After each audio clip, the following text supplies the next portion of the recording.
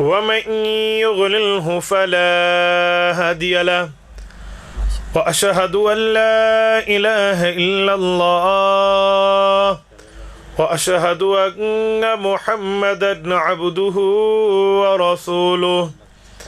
قال الله تبارك وتعالى في كتابه المجيد والفرقان الحميد: أعوذ بالله من الشيطان الرجيم، بسم الله الرحمن الرحيم. وما أرسلنا من رسول إلا ليطاع بإذن الله ولو أنهم إذ ظلموا أنفسهم جاءوك فاستغفروا الله واستغفر لهم الرسول لوجدوا الله توابا رحيما. فلا وربك لا يؤمنون حتى يحكموك فيما شجر بينهم ثم لا يجدوا في أنفسهم حرجا مما قضيت ويسلموا تسليما. عن أنس رضي الله تعالى عنه قال: قال رسول الله صلى الله عليه وسلم: لا يؤمن أحدكم حتى أكون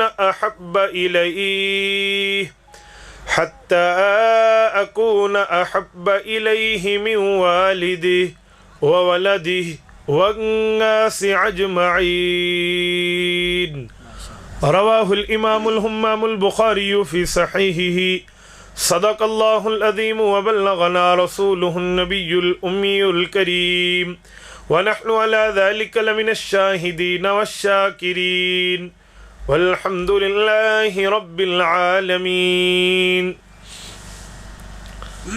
جا زندگی مدینہ سے جھونکے ہوا کیلا، شاید کہ حضور خفا ہے منا کیلا. کچھ ہم بھی اپنا چہرہ باطن سنوار لیں، ابو بکر سے وہ آئین عشق و وفا کیلا. دنیا مسلمہ پر بہت ہی تنگ ہو گئی، فاروق اعظم کے دور کے وہ نقشے اٹھا کے لا.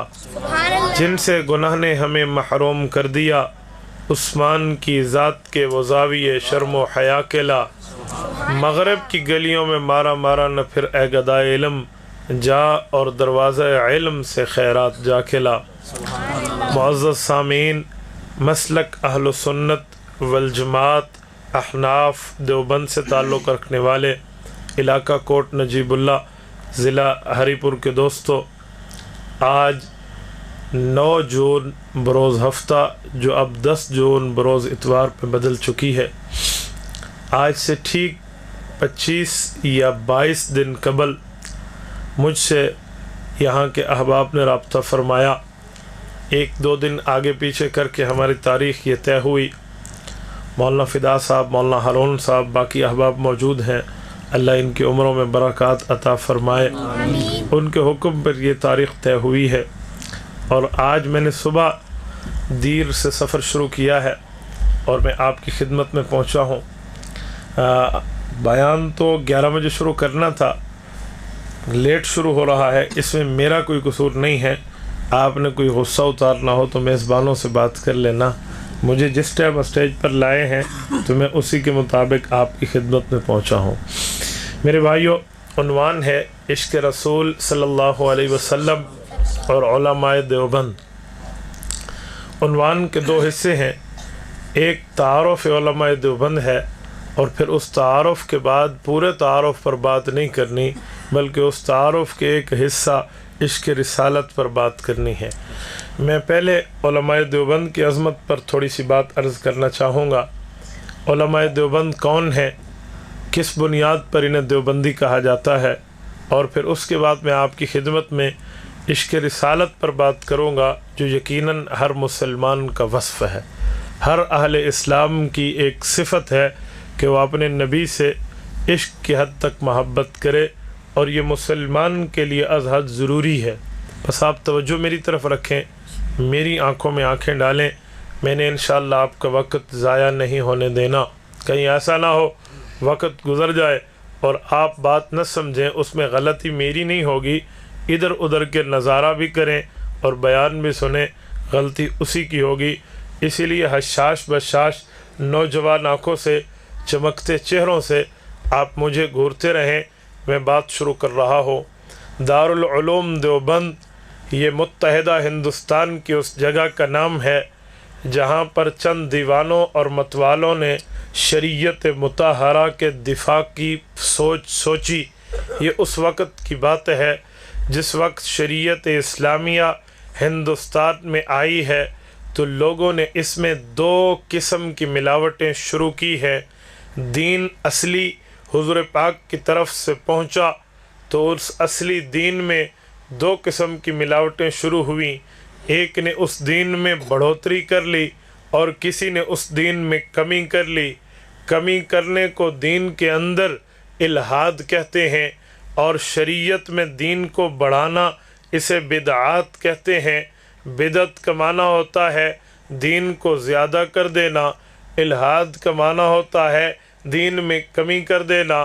علماء دیوبند یہ اس دیوی بند علاقے کے لوگ ہیں جن کے سامنے 2 قسم کی چیلنجز آئے ہیں کہ اب شریعت اسلامیہ جو اللہ رب العزت کی طرف سے رسول اللہ صلی اللہ علیہ وآلہ وسلم نے اس طرز پر ہمیں پہنچائی ہے، اب اوریجنل شکل میں دین بیان نہیں کیا جا رہا بلکہ دین میں کمیاں کر دی ہیں۔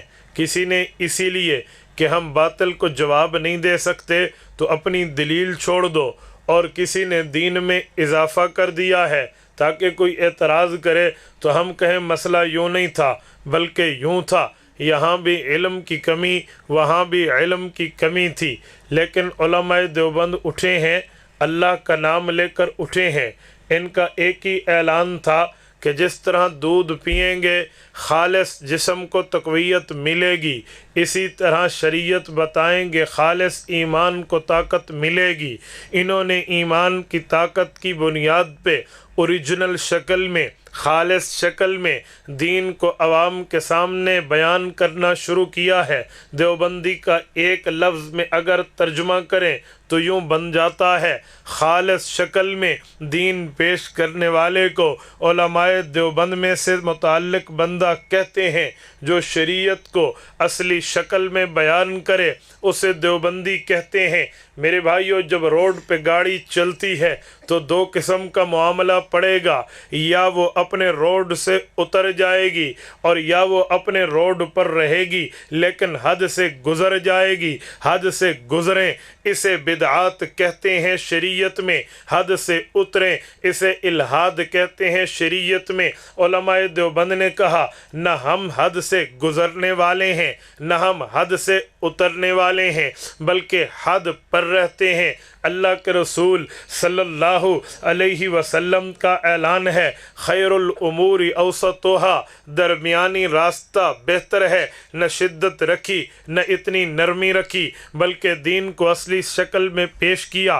سورت نمبر 2 سورۃ البقرہ پارہ نمبر 2 پہلا صفحہ، اللہ فرماتے ہیں وَكَذَلِكَ جَعَلْنَاكُمْ أُمَّةً وَسَطًا، میں نے اس امت کی خصوصیت یہ رکھی ہے کہ یہ امت وسط ہے، درمیانی امت ہے۔ درمیانی امت سے مراد زمانہ نہیں ہے، درمیانی امت سے مراد رتبہ ہے۔ ان کا رتبہ یہ ہے، یہ شریعت کو بڑھاتے بھی نہیں ہیں، شریعت کو کم کراتے بھی نہیں ہیں، بلکہ اصلی شکل میں شریعت کو امت کے سامنے پیش کرتے ہیں۔ علی اختلاف الاقوال، وسط کا ترجمہ مفسرین نے اور بھی کیا ہے لیکن میں موضوع کے مطابق عرض کرنے لگا ہوں۔ علماء دیوبند نے ان آیات کو اور ان احادیث کو دیکھ کر خالص شکل میں دین بیان کرنا شروع کر دیا۔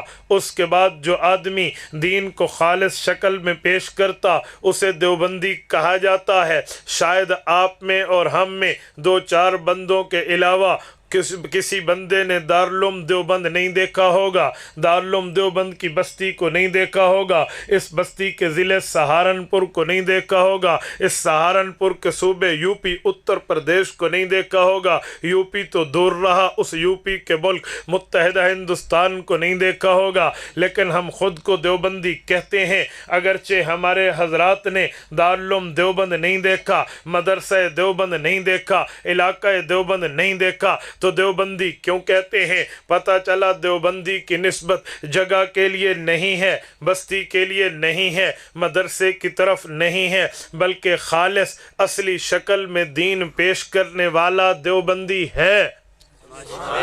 یہ میں نے عنوان باندھا، یہ میں نے تمہید آپ کی خدمت میں پیش کی ہے۔ یہ جو علماء کہتے ہیں نا تمہید بیان کر رہا ہوں، تمہید مہد سے نکلا ہے۔ مہد ماں کی گود کو کہتے ہیں۔ قرآن حدیث پاک میں ہے اطلب العلم من المہد الی اللحد۔ حضور پاک علیہ السلام کے فرمان عالی شان کا مفہوم ہے کہ ماں کی گود سے لے کر قبر کے پنگھوڑے تک علم حاصل کرو۔ یہ ماں کی گود کو مہد کہتے ہیں، مطلقاً کہتے ہیں، لیکن یہاں سے مراد ماں کی گود ہے۔ ماں کی گود کو مہد کیوں کہتے ہیں؟ بچہ گود میں بیٹھنا سیکھتا ہے، گود میں لیٹنا سیکھتا ہے، اسی گود سے اس کو تربیت ملتی ہے، اسی گود سے یہ دودھ پینا، بات کرنا، گفتگو کرنا سیکھتا ہے۔ اس پنگھوڑے کو مہد کہتے ہیں۔ تو بات کی ابتدائی حصے کو تمہید کہتے ہیں کہ اگر یہ جملہ سمجھیں تو اگلا جملہ سمجھ آتا ہے۔ یہ میں نے تمہید آپ کی خدمت میں رکھی ہے تاکہ آپ میری ابتدائی گفتگو سمجھیں کہ علماء دیوبند کون ہیں۔ تو میں آگے آپ کی خدمت میں پیش کرنے لگا ہوں۔ توجہ رکھنا، دین کے بارے میں 4 باتیں ہیں۔ نمبر 1 تنزیل دین، اس کا معنی ہے دین کو اتار دینا۔ نمبر 2 تکمیل دین، اس کا معنی ہے دین کو مکمل کر دینا۔ نمبر 3 ایک ہوتا ہے تمکین دین، دین کو مضبوط کر دینا۔ اور چوتھی چیز ہے تدوین دین، دین کو لکھوا دینا۔ ایک ہے اتارنا، ایک ہے مکمل کرنا، ایک ہے مضبوط کرنا، ایک ہے لکھوا دینا۔ یہ 4 چیزیں دیوبندیوں سے پہلے ہو چکی ہیں۔ تنزیل دین اللہ نے کی ہے، دین کو اتارا ہے۔ تکمیل دین حضور پاک پہ ہوئی ہے۔ الیوم اکملت لکم کی لام میں حضور پاک شامل ہیں۔ حضور پاک صلی اللہ علیہ وسلم نے دین کو مکمل کر دیا ہے۔ وَلَيُمَكِّنَنَّ لَهُمْ دِينَهُمُ الَّذِي ارْتَضَىٰ لَهُمْ وَلَيُبَدِّلَنَّهُمْ مِن بَعْدِ خَوْفِهِمْ أَمْنًا۔ صحابہ کرام نے دین کو وہ مضبوط کیا ہے جسے اللہ پاک نے صحابہ کرام کی شان میں بطور صفت خاصہ بیان کیا ہے کہ صحابہ نے دین کی تمکین کی ہے، مضبوطی کی ہے۔ پوری 4 دانگ عالم دنیا میں جا کر انہوں نے دین کے قلعے گاڑ دیے ہیں۔ تو اسے کہتے ہیں تمکین دین۔ جب دین اتر بھی گیا، یہ اللہ نے کیا، مکمل بھی ہو گیا، یہ رسول اللہ نے کیا اور مضبوط بھی ہو گیا، یہ جماعت صحابہ حزب اللہ نے کر دیا۔ اب ضرورت تھی اللہ کے اترے ہوئے دین، حضور کے مکمل کیے ہوئے دین، صحابہ کے مضبوط کیے ہوئے دین کو لکھ کے اگلی شکل، اگلی نسلوں تک لکھی ہوئی شکل میں پہنچا دیں۔ اب اگلی نسلوں تک لکھ کے کون دے مکمل دین کو؟ سب سے پہلے کس نے لکھا ہے؟ محقق علی الاطلاق امام ابو عبد الرحمن جلال الدین سیوطی المتوفى 911 ہجری رحمت اللہ علیہ، تبییض الصحیفہ فی مناقب ابی حنیفہ صفحہ 3 پہ لکھتے ہیں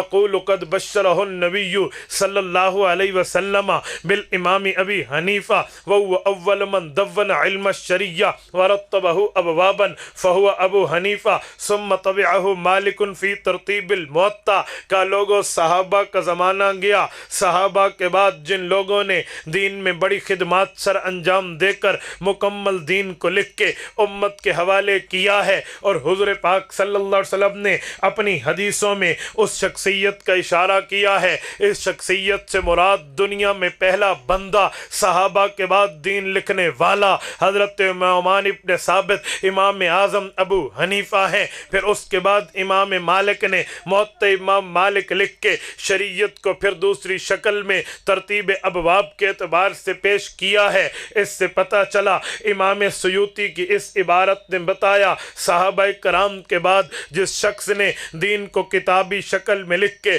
امت کو پیش کیا ہے یہ امام ابو حنیفہ ہے۔ یہ صرف امام سیوطی کی بات نہیں ہے بلکہ امام ابو یوسف دمشقی شافعی الساری نے اپنی کتاب عقود الجمان فی مناقب النعمان میں لکھا ہے مکانت الامام ابی حنیفہ فی الحدیث میں محدث عبد الرشید نعمانی رحمت اللہ علیہ نے یہی بات لکھی ہے۔ مناقب मनाक़िब अबी हनीफ़ा व साहिबई में इमाम शम्सुद्दीन ज़हबी ने इसी की तरफ इशारा किया है कि पूरी दुनिया में दीन को सबसे पहले मुकम्मल शक्ल में लिख के देने वाले इमाम अबू हनीफ़ा हैं। गोया 4 काम हुए, तंजील दीन, दीन उतारना, तकमील दीन, दीन मुकम्मल करना, तदवीन दीन, दीन लिखवा देना, तमकीन दीन, दीन मजबूत कर देना। उतारा अल्लाह ने, मुकम्मल हुजूर ने किया, मजबूत सहाबा ने किया, लिखा उलमा हज़रत इमाम अबू हनीफ़ा ने है। अब उलमाए देवबंद ने दारुल देवबंद में बैठ के सोचा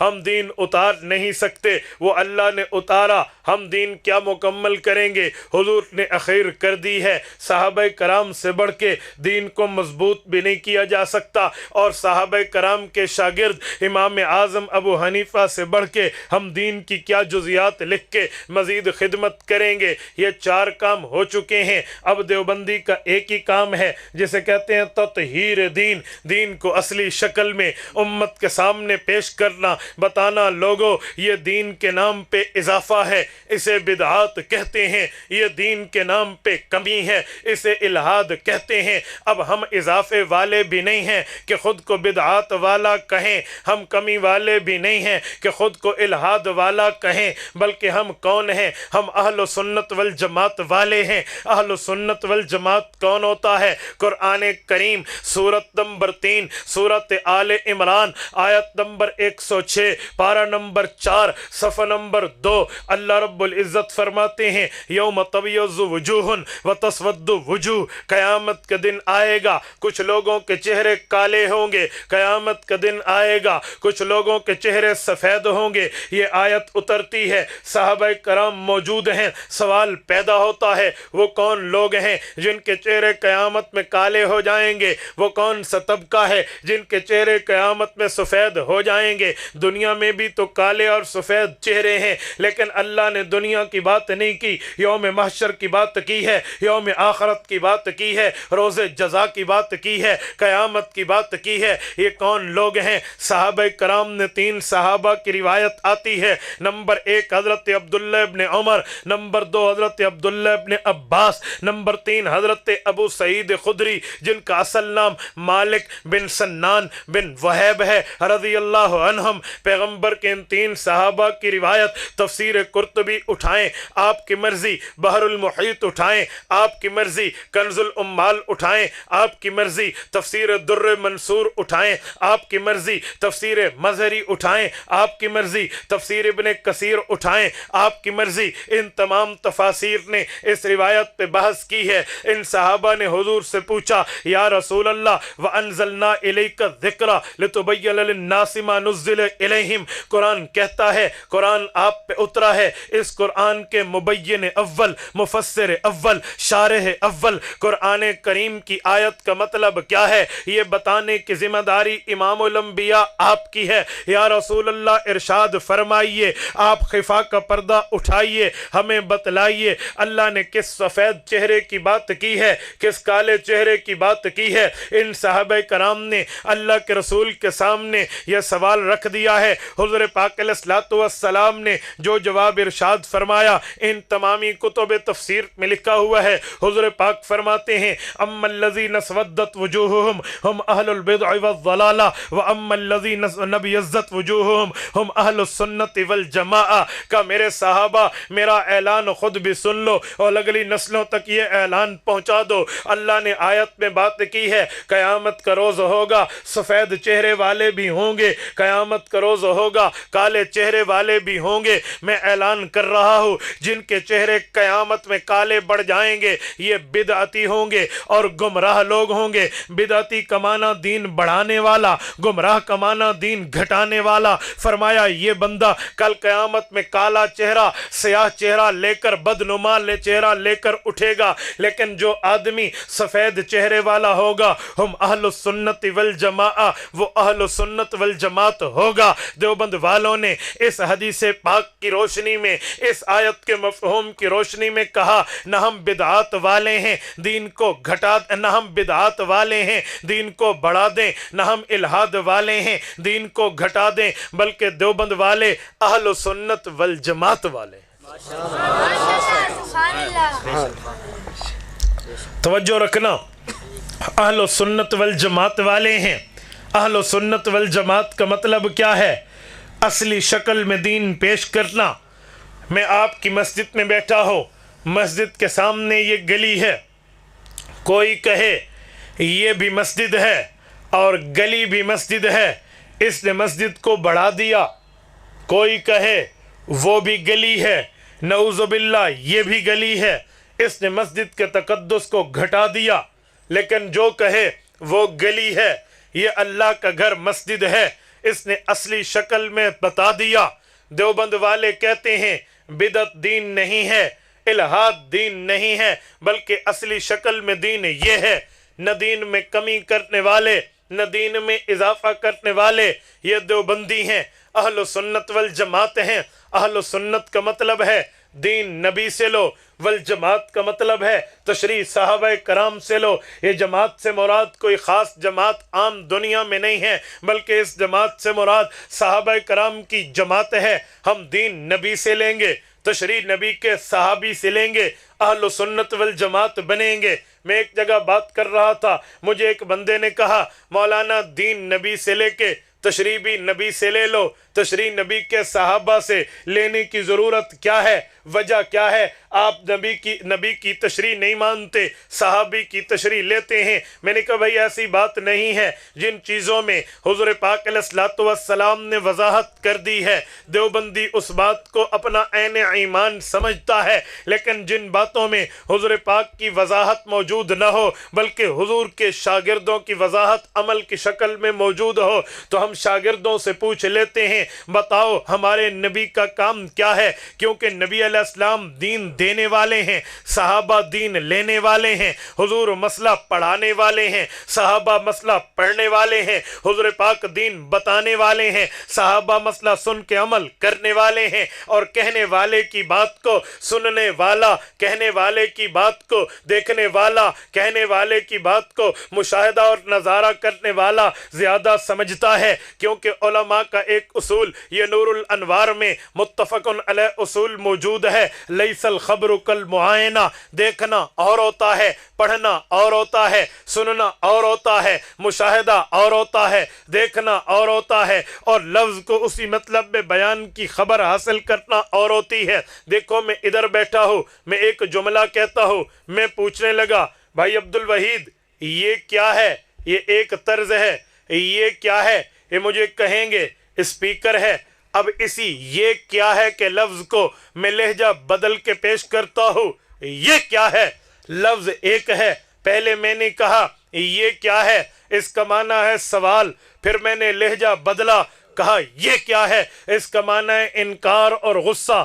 اب میں ایک جملہ اور لاتا ہوں، میں کہتا ہوں واہ یہ کیا چیز ہے، اب لفظ وہی ہے، طریقہ استعمال بدلا ہے، اب تعجب ہے، اظہار ہے، خوشی ہے، لفظ ایک ہے، یہ کیا ہے، what is this، ما ھذا، یہ ایک جملہ ایک طریقے پر بولو مطلب اور ہے، دوسرے طرز پہ بولو مطلب اور ہے، تیسری طرز پہ بولو مطلب اور ہے۔ میں ایک مثال اور دیتا ہوں، یہ آپ کے سامنے گلاس ہے، گلاس میں موجود پانی ہے، عمران بیٹھے ہیں، میں نے کہا پانی دو، اس نے گلاس میں پانی ڈال کے دیا، یہی لفظ پانی دو میں نے ادھر بولا، پانی گلاس میں ملا، میں غسل کر رہا ہوں گرمی کی شدت کی وجہ سے، اور کہا پانی دو، اب پانی گلاس میں نہیں آیا، کس چیز میں آئے گا؟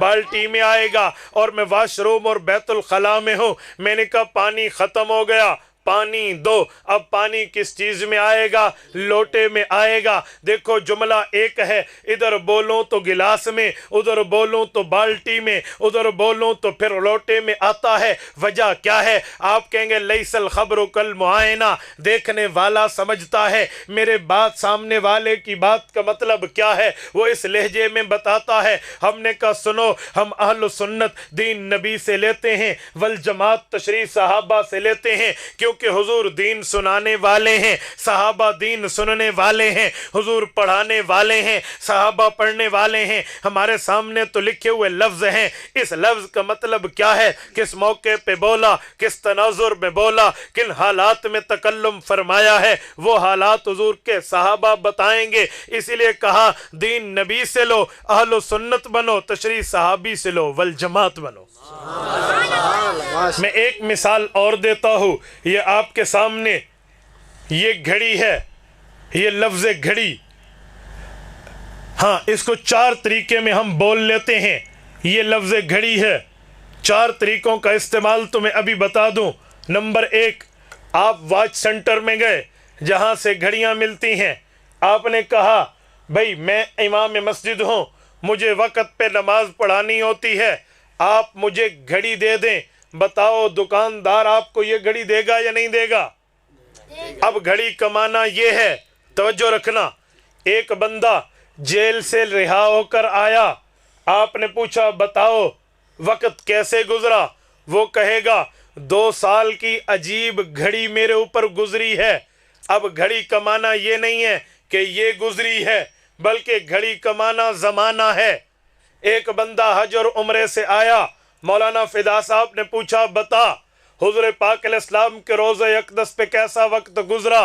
उन्होंने कहा बस रोज़े को देखा, एक अजीब घड़ी गुजरी, मैं हैरान हुआ किस जगह बैठा हो, सरवर कायनात का रोज़ा अक़दस है, मुसलमान यहाँ सलाम पेश करते हैं, हुज़ूर पाक अलैहिस्सलाम जवाब अता फरमाते हैं, बैतुल्लाह का तवाफ़ करते हैं, लोग इसका नज़ारा करते हैं, इसकी दीदार से अपनी आँखों को रोज़े रोशन की तरह देखते हैं, आब ज़मज़म को पीते हैं तो ईमान का मज़ा लेते हैं, सफ़ा मरवा में साई करते हैं तो अम्मा हाजरा की ममता याद आ जाती है। हज़रत मौलाना न पूछे, वो एक अजीब घड़ी थी, वो एक अजीब घड़ी थी। अब यहाँ घड़ी कमाना वक्त है, ये दूसरा इस्तेमाल है। ज़रा तीसरे इस्तेमाल पे आते हैं। आप बैठे हैं और आपको किसी ने कहा भाई आपका कूलर ख़राब है, आप जाकर घड़ा ले लें। आप कुम्हार की दुकान पे गए हैं, कहा यार गर्मी का ज़माना है, मुझे घड़ा चाहिए, उसने घड़ा दे दिया। आपने जेब में हाथ पैसे गिने तो घड़े के पैसे नहीं थे,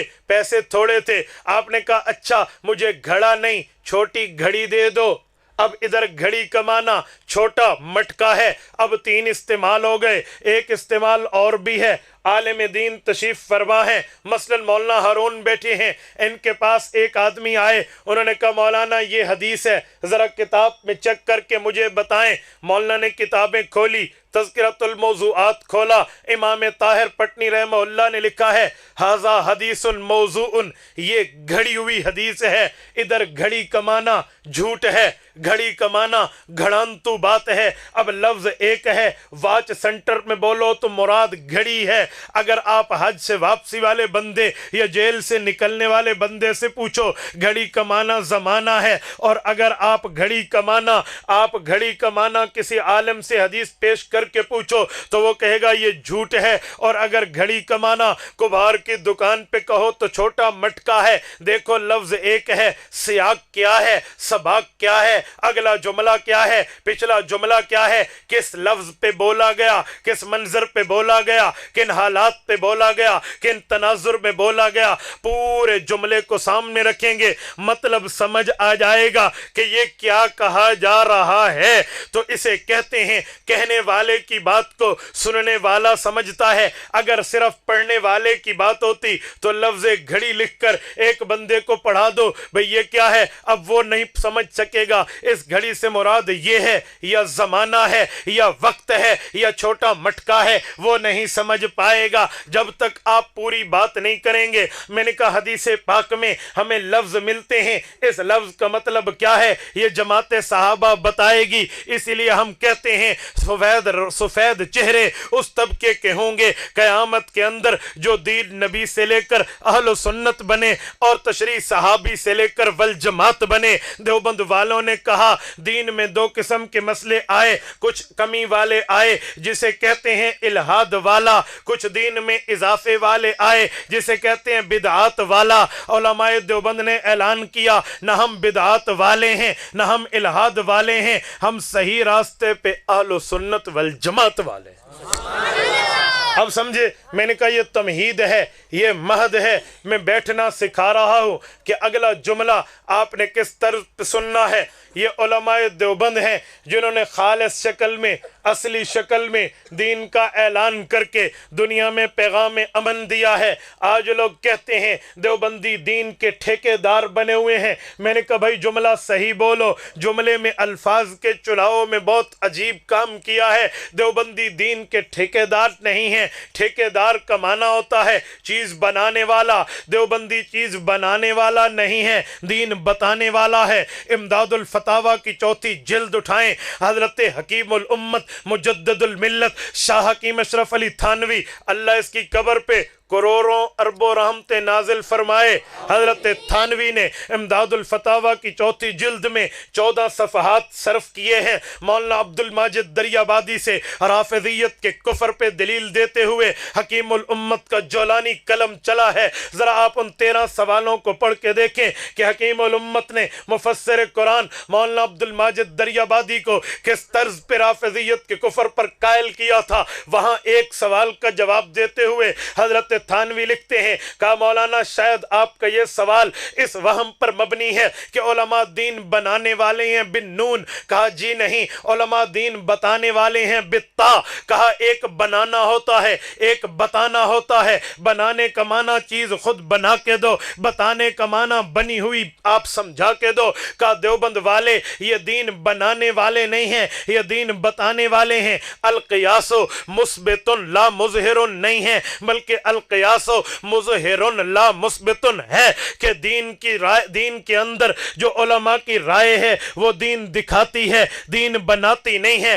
آپ اندھیرے میں بیٹھے ہیں، قرآن آپ کے سامنے ہے، آپ تلاوت کرنا چاہتے ہیں پر آپ کو لفظ نظر نہیں آتے، آپ تلاوت نہیں کرتے۔ آپ کہتے ہیں مولانا لائٹ کو آن کریں، انرجی سیور کو آن کریں، بلب کو آن کریں، ٹیوب لائٹ کو آن کریں، اور جب روشنی ہوگی، چراغ کی روشنی، بلب کی روشنی، انرجی سیور کی روشنی، ٹیوب لائٹ کی روشنی ہوگی، اب آپ کو لفظ نظر آئیں گے، آپ تلاوت شروع کر دیں گے۔ اب اس لائٹ کا کیا کام ہے؟ لائٹ کا کام قرآن کے لفظ بنانا نہیں ہے، بنے ہوئے لفظ دکھانا ہے۔ اس لائٹ کا کام بنائے ہوئے لفظوں کو تیرے سامنے پیش کرنا ہے۔ دیوبند والوں نے کہا ہم دین بنانے والے نہیں ہیں، ہم دین بتانے والے ہیں۔ ہم دین بنانے والے نہیں ہیں، ہم دین سنانے والے ہیں۔ ہم دین بنانے والے نہیں ہیں، ہم دین بتانے والے ہیں۔ اس لیے ہمیں ٹھیکے دار نہ کہو، ٹھیکے دار چیز کو بناتا ہے۔ ہم نے نہیں بنایا، بنایا اللہ نے، سنایا رسول اللہ نے، مضبوط کیا علماء صحابہ جماعت حزب اللہ نے۔ یہ ان کو دین کا ٹھیکے دار کہنا ہے تو کہہ دے، یہ تیری مرضی ہے۔ ہمارا کام ٹھیکے داری والا نہیں ہے، بلکہ ہمارا کام تھوڑا سا لفظ بدل، ہمارا کام پہرے داری ہے، ہمارا کام چوکی داری ہے۔ دین کی چوکی داری کو معنی کو سمجھے گا تو دیوبند کا مطلب سمجھ آئے گا۔ دین کی پہرے داری کی ذمہ داری کو سمجھے گا تو دیوبندی کی ذمہ داری سمجھ آئے گی۔ دیوبندی کا کام دین کی ٹھیکے داری نہیں ہے کہ دین بنا کے دے، بلکہ دیوبندی کا کام پہرے داری ہے، چوکے داری ہے۔ پہرے دار اور چوکی دار کا کام بنے ہوئے دین کی پہرہ داری کرنا ہے، وہ بتانا ہے، بنانا نہیں ہے۔ میرے بھائیوں، اگر کسی دکان، کسی مکان، کسی رہائش گاہ پہ کھڑے ہوئے چوکی دار کے کام کو آپ دیکھیں گے تو آپ کو میری بات کا مطلب گہرائی میں ڈوب کے سمجھ آئے گا کہ مفتی عبد الواحد قریشی کیا سمجھا رہا ہے۔ آپ چوکی دار کو دیکھو، اس نے ہاتھ میں ریفل رکھی ہے، AK-47 کی گن ہے اور یہ پہرہ داری کر رہا ہے۔ گھر کے سامنے گیٹ لاک ہے اور یہ باہر ٹھہرا ہے۔ اس کے ایک کام ہے، وہ کام کیا ہے؟ گھر کی ذمہ داری کی ڈیوٹی سر انجام دے رہا ہے اور اس کا اعلان ہے گھر کی بنی ہوئی چیز کو لوگ کہیں گے گند ہے، باہر نکالو، میں گند کے نام پہ گھر کی چیز کو ضائع نہیں کرنے دوں گا۔ اور باہر جو کوڑا کرکٹ پر پڑا ہوا گند ہے، اگر کوئی کہے اسے گھر کی چیز سمجھ کے گھر میں داخل کر دو، وہ کہے گا باہر کے گند کو میں دین کے اگار کے گند کو،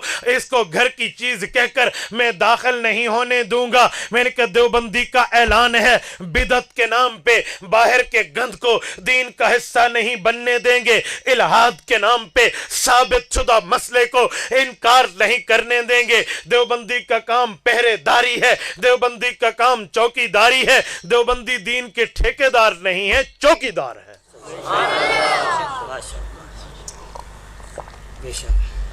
یہ اتنا کھلا موضوع ہے کہ اس کو بیان کرنے کے لیے وقت چاہیے. مجھے 40 منٹ ہو گئے گفتگو کرتے ہوئے, 40 منٹ. یہ میں گھڑی دیکھ کر بتا رہا ہوں. اندازہ لگائیں کہ یہ میں نے ابھی ایک بات کھولی ہے کہ علماء دیوبند کیا ہیں, علماء دیوبند کا نہج کیا ہے, علماء دیوبند کا منہج کیا ہے. ابھی میں نے مسلک کی بات نہیں کی, مذہب کی بات نہیں کی, عقیدے اور نظریے کی بات نہیں کی. دیوبندی کا مقام بتایا ہے, یہ کس مقام پہ ٹھہر کے بات کر رہا ہے. دیوبندی کا منصب بتایا ہے, اس کے منصب کی ذمہ داری کیا ہے, دیوبندی کے منصب چوکیداری کا کام کیا ہے. توجہ رکھنا, دیوبندی نے ہر دور میں چوکیداری کی ہے, دین کی پہرہ داری کی ہے, ایسے کی ہے جیسے کرنے کا حق ہو. خدا کی قسم میں کسی کا انکار نہیں کرتا, لیکن اپنا اقرار کر کے چھوڑوں گا. علماء دیوبند اس عظیم طبقے کا نام ہے جس نے صحابہ کرام کے بعد ان کی یاد کو تازہ کر دیا. کسی میدان کے اندر دیکھیں, دین کے کسی فیلڈ میں دیکھیں, دین کے کسی محاذ پر دیکھیں, علماء دیوبند نے دینداروں کو تنہا نہیں چھوڑا. ہر موقع پر علماء دیوبند نے دین کی چوکیداری کی ہے.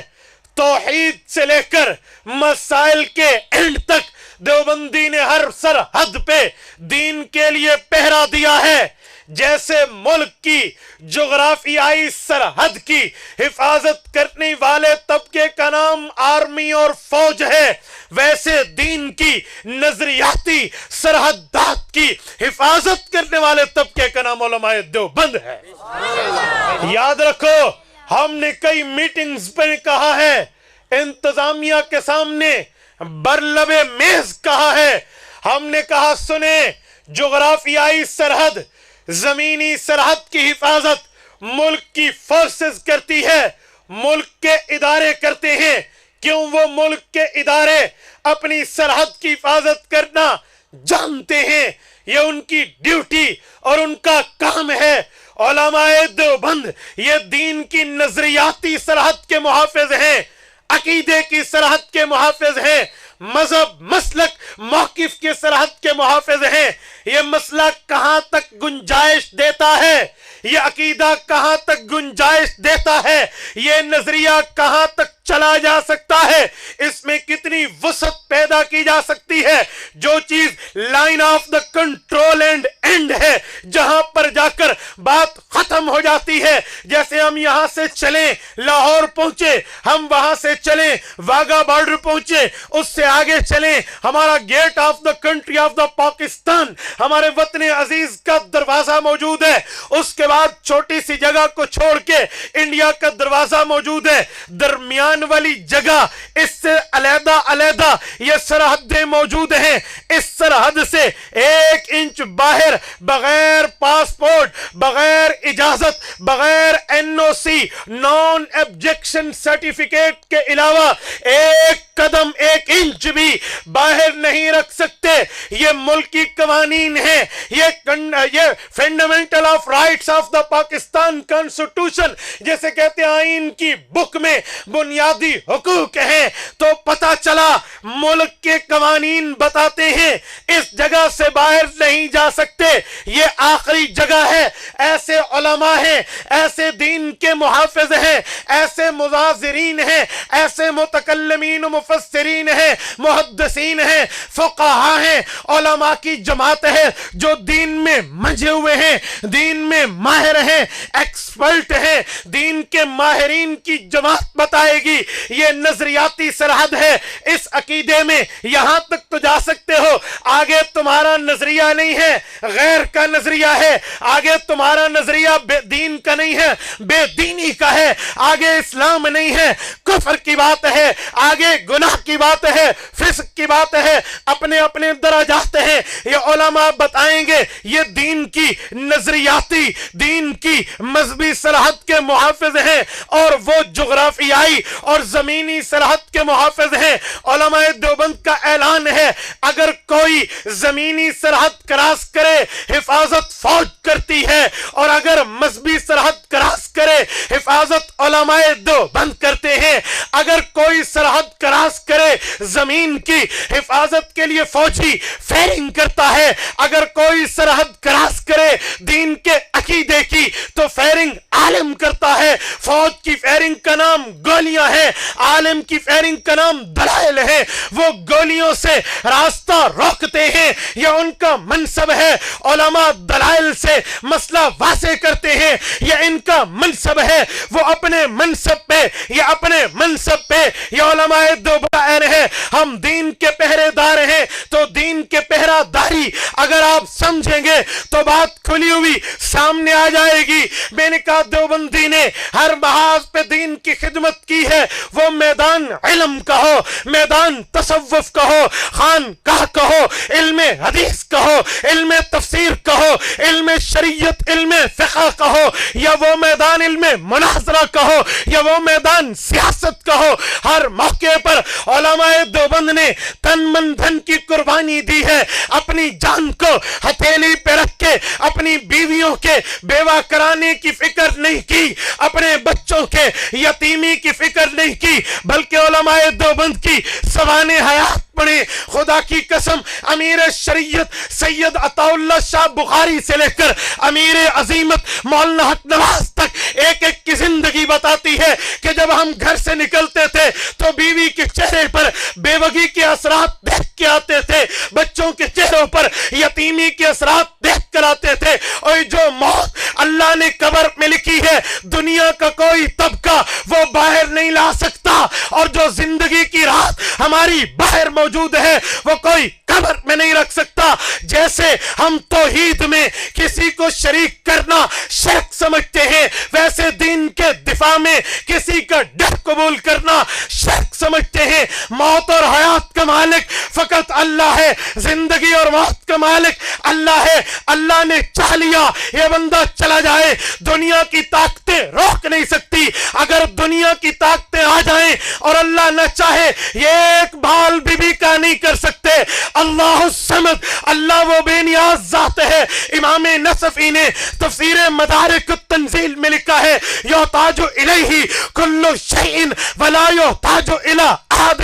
سمد اسے کہتے ہیں جو کرنے میں کسی کا محتاج نہ ہو اور مخلوق سب کچھ کرنے میں اس کی محتاج ہو. میری بات کا مقصد یہ ہے دیوبندی نے دین کی چوکیداری ہر محاذ پہ کی ہے. انہوں نے اپنے منصب کی ذمہ داری پوری کی ہے. وہ کسی عنوان پہ لائیں، وہ کسی میدان میں لائیں، دیوبندی دین کی حفاظت کرتے آپ کو نظر آئے گا.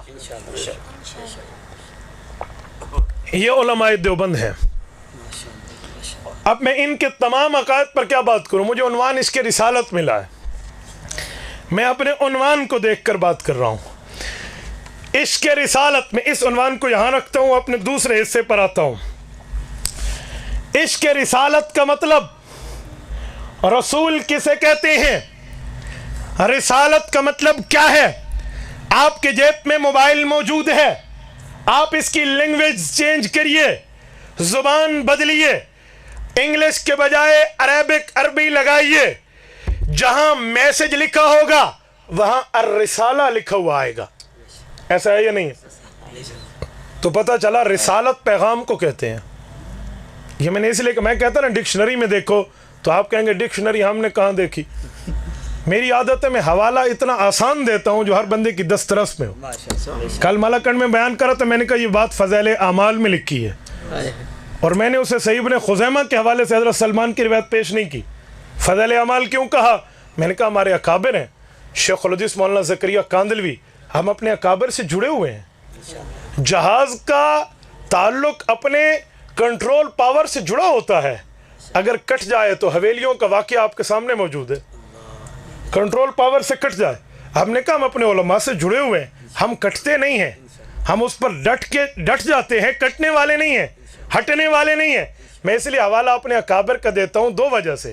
نمبر 1 ہمارے اکابر نے لکھا ہے، نمبر 2 ہمارے اکابر کی یہ کتاب ہر بندے کے گھر میں موجود ہے، ہر بندے کی دسترس میں وہ حوالہ دیکھ سکتا ہے۔ اور میں کہوں صحیح ابن خزیمہ میں ہے، آپ کہیں گے ہم نے صحیح بخاری کی دوسری جلد نہیں دیکھی، ابن خزیمہ کہاں سے دیکھی ہوگی؟ ٹھیک ہے، اب توجہ رکھنا، میں نے اس لیے الرسالہ یہاں سے پیش کیا ہے، میں نے آپ کے سامنے المنجد پیش نہیں کی، قاموس الوحید پیش نہیں کی، آپ کے سامنے لسان العرب پیش نہیں کی، اور ڈکشنریز پیش نہیں کی کہ لغت کی فلاں کتاب اٹھائیں۔ میں نے آپ کے سامنے آسان مسئلہ رکھا ہے۔ رسالت پیغام کو کہتے ہیں، رسالت کا معنی پیغام ہے، تو رسول پیغام بر کو کہتے ہیں، جو پیغام لے کر آئے۔ کون سا پیغام، کون سا میسج، کس کا پیغام؟ یہ رسول لے کر آتے ہیں۔ جو آیت میں نے خطبے میں پڑھی ہے، سورۃ نساء آیت نمبر 64، اللہ فرماتے ہیں وَمَا أَرْسَلْنَا مِن رَّسُولٍ إِلَّا لِيُطَاعَ بِإِذْنِ اللَّهِ۔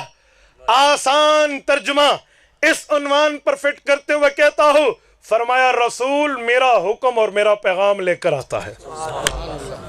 ارسلنا من رسول الا لیطاع باذن اللہ میں حسر اور ما حسر، اور ارسلنا کا فاعل مفعول اور پورا جملے کا ترجمہ میں نے آپ کے سامنے رکھا ہے۔ لفظی ترجمہ میں جو کرتا ہوں نا تو چاہتا ہوں کہ آسان ترجمہ کروں، آسان ترجمہ کرنا سیکھیں۔ میں مشکل ترجمہ کر سکتا تھا، وما ارسلنا نہیں بھیجا ہم نے کسی ایک رسول کو الا مگر لیطاع اس کے واسطے اطاعت کی جائے، باذن اللہ ساتھ اللہ کے حکم کے۔ تو مشکل ترجمے میں عوام کو کیا پلے پڑتا؟ یہ درس گاہ کی زبان ہے، عوامی زبان نہیں ہے۔ حضرت ہمارے استاد ذی المکرم متکلم اسلام سیدی و مرشدی مولانا محمد الیاس گھمن دامت برکاتہم کو اللہ نے یہ وصف دیا ہے کہ جو مشکل بات کو عوامی لہجے میں ایسے کہتے ہیں جیسے لوگ دیکھ رہے ہوں، آسان، جس کی بات ہو بندہ اس کی بات مانے۔ میں ابھی ان کے برامہ میں بات کر رہا تھا افطاری کے بعد، میں نے کہا دین کی 2 قسم کی محنتیں ہیں، ایک فضائل والی ہے، ایک دلائل والی ہے۔ فضائل والی تبلیغی جماعت ہے، دلائل والی حضرت استاجی کی جماعت ہے۔ حسن اتفاق دیکھیں کہ جس نے فضائل کی محنت شروع کی ہے اس کو بھی الیاس کہتے ہیں، جس نے دلائل کی محنت شروع کی ہے اسے بھی الیاس کہتے ہیں۔ دیکھیں یہ حسن اتفاق ہے، فضائل بھی ہمارے ہیں، دلائل بھی ہمارے ہیں۔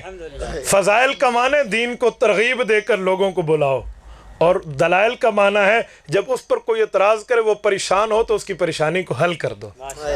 تو دیوبندی سلام عقیدت کے مستحق ہیں جن کے پاس فضائل کی محنت بھی ہے، دلائل کی محنت بھی ہے۔ میں اکثر کہا کرتا ہوں، لوگ کہتے ہیں ہم ادھر جلسے میں گئے ہیں، ادھر گئے ہیں، ادھر دورہ تفسیر میں گئے، فلاں جگہ۔ میں کہتا ہوں دائیں بائیں کیوں جاتے ہو؟ سب نعمتیں آپ کے پاس موجود ہیں۔ جیسے والد اپنی اولاد کو کہے نا کہ بیٹا تو باہر سوئمنگ پول میں نہانے کیوں جاتا ہے؟ میں نے گھر میں تیرے لیے بنوا رکھا ہے۔ تو باہر سیر سپاٹے کے لیے کیا جاتا ہے؟ میں نے گھر میں تیرے لیے چمن بنوا رکھا ہے۔ تو والد کہنے کے اوپر حق بجانب ہے۔ اکابرین امت کے بمنزلہ والد ہیں، حدیث میں نہیں ہے انا لکم بمنزلۃ الوالد؟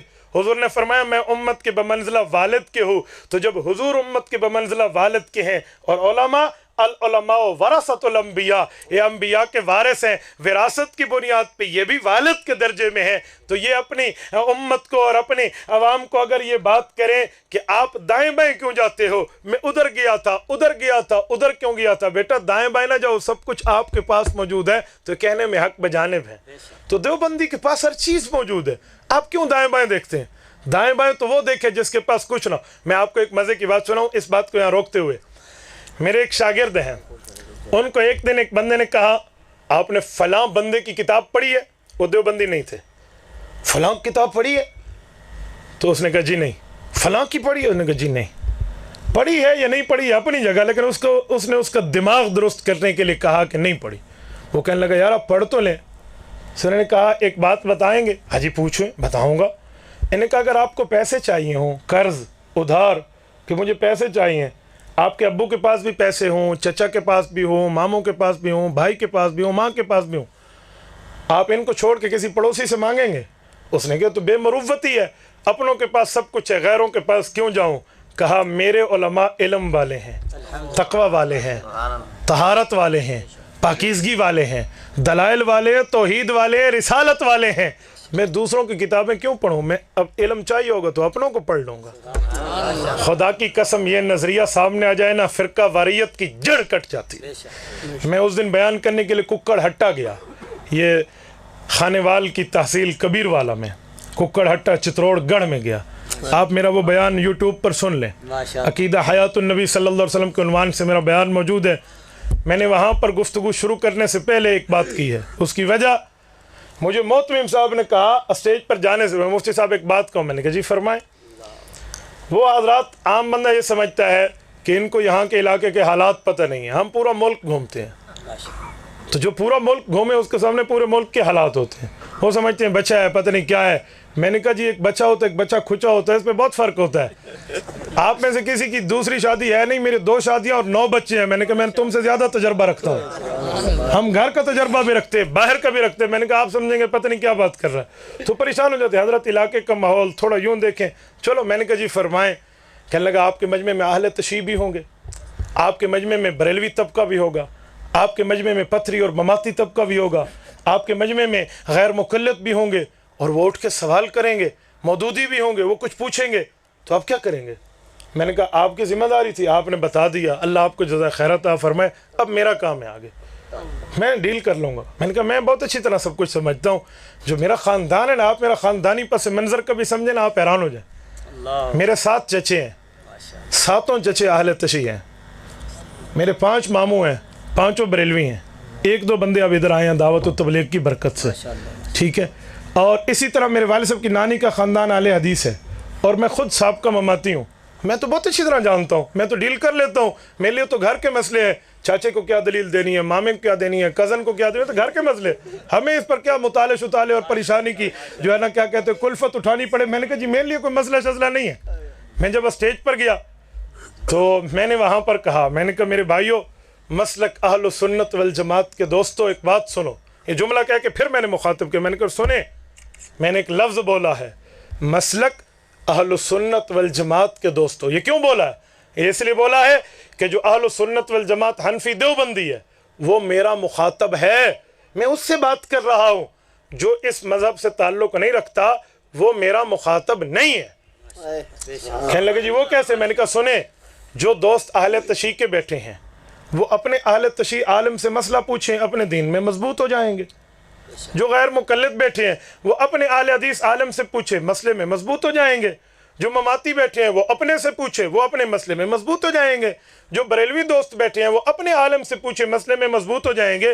مجھ سے میرا دیوبندی پوچھے، اپنے مذہب میں مضبوط ہو جائے گا. میں نے کہا اگر آپ نے مسئلہ پوچھنا ہے، سوال کرنا ہے اس نیت سے کہ ہمیں اپنے مذہب پر مزید مضبوطی آ جائے، تو آپ اپنے عالم سے پوچھیں.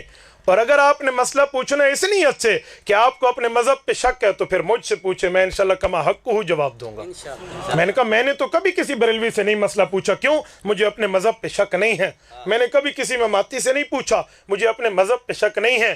کبھی کسی غیر مقلد سے نہیں پوچھا، مجھے اپنے مذہب پہ شک نہیں ہے. میں دیوبندی سے پوچھتا ہوں، اپنے عقیدے پر مضبوط ہوتا چلا جاتا ہوں. مجھے غیر کی ضرورت نہیں ہے، میں اپنی بات کرتا ہوں. میں نے کہا آپ میں جو دیوبندی ہے مجھ سے پوچھے، مذہب پہ مضبوط ہو جائے گا. کوئی اور دین سے اور مذہب سے تعلق رکھتا ہے، کوئی اور مسلک سے تعلق رکھتا ہے، تو اپنے علماء سے پوچھیں، مجھ سے نہ پوچھیں. ہاں مجھ سے پوچھنا ہے تو پھر مانو آپ کو اپنے مذہب میں شک ہے، تو پھر میں آپ کو بتاؤں گا. کیوں؟ جب اپنے گھر میں چیز موجود ہو تو باہر سے بندہ نہیں لیتا. باہر سے تب لیتا ہے جب گھر کی چیز کو 2 نمبر سمجھتا ہے. تو اس لیے میرے خیال میں آپ یا تو ضرورت سے زائد گھر کی چیز سمجھتے ہیں یا اپنے گھر کی چیز کو ٹھیک نہیں سمجھتے. پھر مجھ سے پوچھیں، ورنہ مجھ سے نہ پوچھیں. آپ ہمارے مہمان ہیں، کھانا کھائیں، پانی پئیں، بوتل پئیں، چائے پئیں اور تشریف لے جائیں. آپ ہمارے مخاطب نہیں ہیں. بیٹھتے ہیں تو برکت کے لیے بیٹھیں. پھر میں نے تقریر شروع کی. 1 گھنٹہ میرا بیان ہوا، مجھ سے کسی نے کچھ نہیں پوچھا. مجھے محترم سے کہنے لگے مفتی صاحب آپ نے تو بہت اچھی طرح بات کی ہے. میں نے کہا 2005 میں مفتی کا کورس اور عالم کا کورس مکمل کر کے اس ملک کی خاک چھانی ہے. آج 2018 ہے، 13واں سال ہے مجھے اس کام میں خاک چھانتے ہوئے. تو مجھے اچھی طرح بہت تجربہ ہے.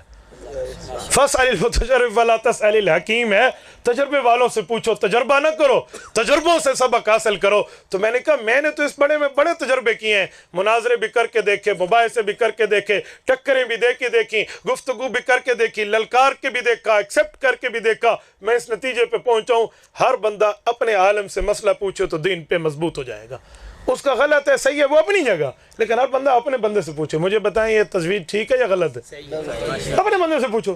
اس میں تو نہ کوئی پھڈے کی بات ہے، نہ کوئی رولے کی بات ہے، نہ کوئی فساد کی بات ہے، نہ کوئی لڑائی کی بات ہے۔ چلو میں بات کر رہا تھا عشق رسالت کے عنوان پر کہ میں نے کہا مجھے پتہ ہے میں کس عنوان پر بات کروں، میں علاقے کے ماحول علاقے کے حالات سے خوب واقف ہوں۔ اب توجہ رکھنا،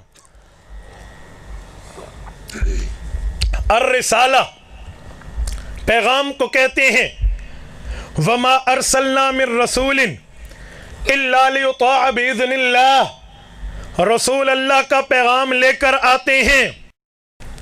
اللہ کا پیغام لیا، کس کو دیا؟ اللہ سے علم و عمل لیا، امت کو علم و عمل دیا، یہ کام رسول کا ہے۔ اللہ سے باتیں لیں، امت کو باتیں دیں، یہ ڈیوٹی رسول کی ہے، کیونکہ رسول وہ واسطہ ہے جو خالق اور مخلوق کے درمیان کام کرتا ہے۔ جس طرح پل ہے وہ دو شہروں کو ملاتی ہے، دو علاقوں کو ملاتی ہے، دو بستیوں کو ملاتی ہے۔ اگر پل ٹوٹ جائے بستیوں کا رابطہ عموماً نہیں مل سکتا، رابطہ کٹ جاتا ہے۔ ہی المقنطرہ التی تصل الامت الی اللہ، پیغمبر وہ پل ہوتے ہیں، رسالت اس پل کا نام ہے جو امت کو اپنے خالق سے ملاتی ہے۔ خالق کے احکام مخلوق تک پہنچانے والے راستے کا نام رسول ہے۔ کیوں بندہ جب کسی کی بات مانتا ہے ضروری ہے یا تو بندہ اس کو دیکھے یا اس کی بات کو سنے، تب جا کر بندہ اس کی بات کو مانتا ہے۔ لیکن ہم اللہ کو دیکھ بھی نہیں سکتے، اللہ کی بات کو ڈائریکٹ سن بھی نہیں سکتے۔ لا تدرکہ الابصار وہو یدرک الابصار وہو اللطیف الخبیر۔ قرآن کہتا ہے یہ دنیا میں رہ کر آنکھیں اللہ کا ادراک نہیں کر سکتی، اور آنکھوں کا ادراک اللہ کر سکتے ہیں، کیونکہ ہماری نظر ظاہر کو دیکھتی ہے، چھپے ہوئے کو نہیں دیکھتی، قریب کو دیکھتی ہے، دور کو نہیں دیکھتی، سامنے کو دیکھتی ہے، پیچھے کو نہیں دیکھتی۔ دائیں دیکھیں بائیں نظر نہ آیا، بائیں دیکھیں دائیں نظر نہ آیا، آگے دیکھیں پیچھے نظر نہ آیا، پیچھے دیکھیں آگے نظر نہ آیا، اوپر دیکھیں نیچے نظر نہ آئے، نیچے دیکھیں اوپر نظر نہ آئے۔ یہ جہات ستہ کو انسان محیط نہیں ہے، لیکن اللہ جہات ستہ کو محیط ہے۔ دفع شبہ التشبیہ کے اندر ابن قیم نے لکھا ہے لا یحتوی جہات ستہ، جہات ستہ کو محیط صرف اللہ ہے، باقی کوئی نہیں ہے۔ تو اللہ کی نظر تو بہت زیادہ ہے، اللہ ہر کسی کو دیکھتے ہیں، وہ یدرک الابصار، اللہ آنکھ کا ادراک کرتے ہیں۔ بلکہ علماء نے لکھا ہے اللہ کا دیکھنا اتنا تیز ہے، کالی رات ہو، کالا پتھر ہو، کالا پہاڑ ہو، کالے رنگ کی چونٹی ہو، وہ چل رہی ہو، اللہ اس کو دیکھتے ہیں۔ ہوا یرا نملۃ السوداء علی الصخرۃ السماء فی اللیلۃ الظلماء، اندھیری رات میں کالے پہاڑ کے کالے پتھر پر کالی چونٹی کو چلتے ہوئے، اس کے ٹمٹماتے ہوئے دل میں اس کی خواہشات کا ادراک کرتے ہوئے، اس کی زبان پہ آتے ہوئے قصیدے اور دعاؤں کو میرا اللہ جانتا ہے۔ وَيَعْلَمُ مَا فِي الْبَرِّ وَالْبَحْرِ وَمَا تَسْقُطُ مِنْ وَرَقَةٍ إِلَّا يَعْلَمُهَا وَلَا حَبَّةٍ فِي ظُلُمَاتِ الْأَرْضِ وَلَا رَطْبٍ وَلَا يَابِسٍ إِلَّا فِي كِتَابٍ مُبِينٍ۔ وہ خشکی ہو، وہ تری ہو، وہ ظاہر ہو، وہ باطن ہو، وہ درخت کا پتا گرنے سے پہلے یا گرنے کے بعد ہو، وہ دریاؤں کے قطرے ہو، وہ ریت کے ذرے ہو، وہ ہواؤں کی مقدار ہو، إِلَّا فِي كِتَابٍ مُبِينٍ، میرے اللہ کے علم میں ہے، میرے اللہ کی معلومات میں ہے، یہ اللہ کی معلومات ہے۔ اور اللہ کی معلومات کتنی ہے؟ وَلَا يُحِيطُونَ بِشَيْءٍ مِّنْ عِلْمِهِ إِلَّا بِمَا شَاءَ وَسِعَ كُرْسِيُّهُ السَّمَاوَاتِ وَالْأَرْضِ۔ قرآن کہتا ہے مخلوق کے اندر یہ طاقت نہیں ہے، مخلوق کے اندر یہ کسی کی بس کی بات نہیں ہے، یہ کسی کی طاقت میں نہیں ہے وہ اللہ کے علوم کا احاطہ کر سکے۔ قد احاط بكل شيء علما، تمام چیز کا احاطہ میرے اللہ نے کیا ہے، تمام چیز کی معلومات تامہ عامہ خاصہ میرے اللہ کو حاصل ہے۔ تو چاہیے بندہ کسی کی بات مانے یا اس کو دیکھے یا اس کی بات کو سنے، ہم اللہ کو دیکھ بھی نہیں سکتے، ہم اللہ کو سن بھی نہیں سکتے، ضروری ہے ایک واسطہ ہونا چاہیے جسے نبی اور رسول کہتے ہیں۔ رسول وہ ہے جو اللہ کو دیکھتا بھی ہے، رسول وہ ہے جو اللہ کی بات کو سنتا بھی ہے۔ فَأَوْحَا إِلَىٰ عَبْدِهِ مَا أَوْحَا مَا كَذَبَ الْفُؤَادُ مَا رَأَىٰ أَفَتُمَارُونَهُ عَلَىٰ مَا يَرَىٰ عِندَ سِدْرَةِ الْمُنتَهَىٰ عِندَهَا جَنَّةُ الْمَأْوَىٰ۔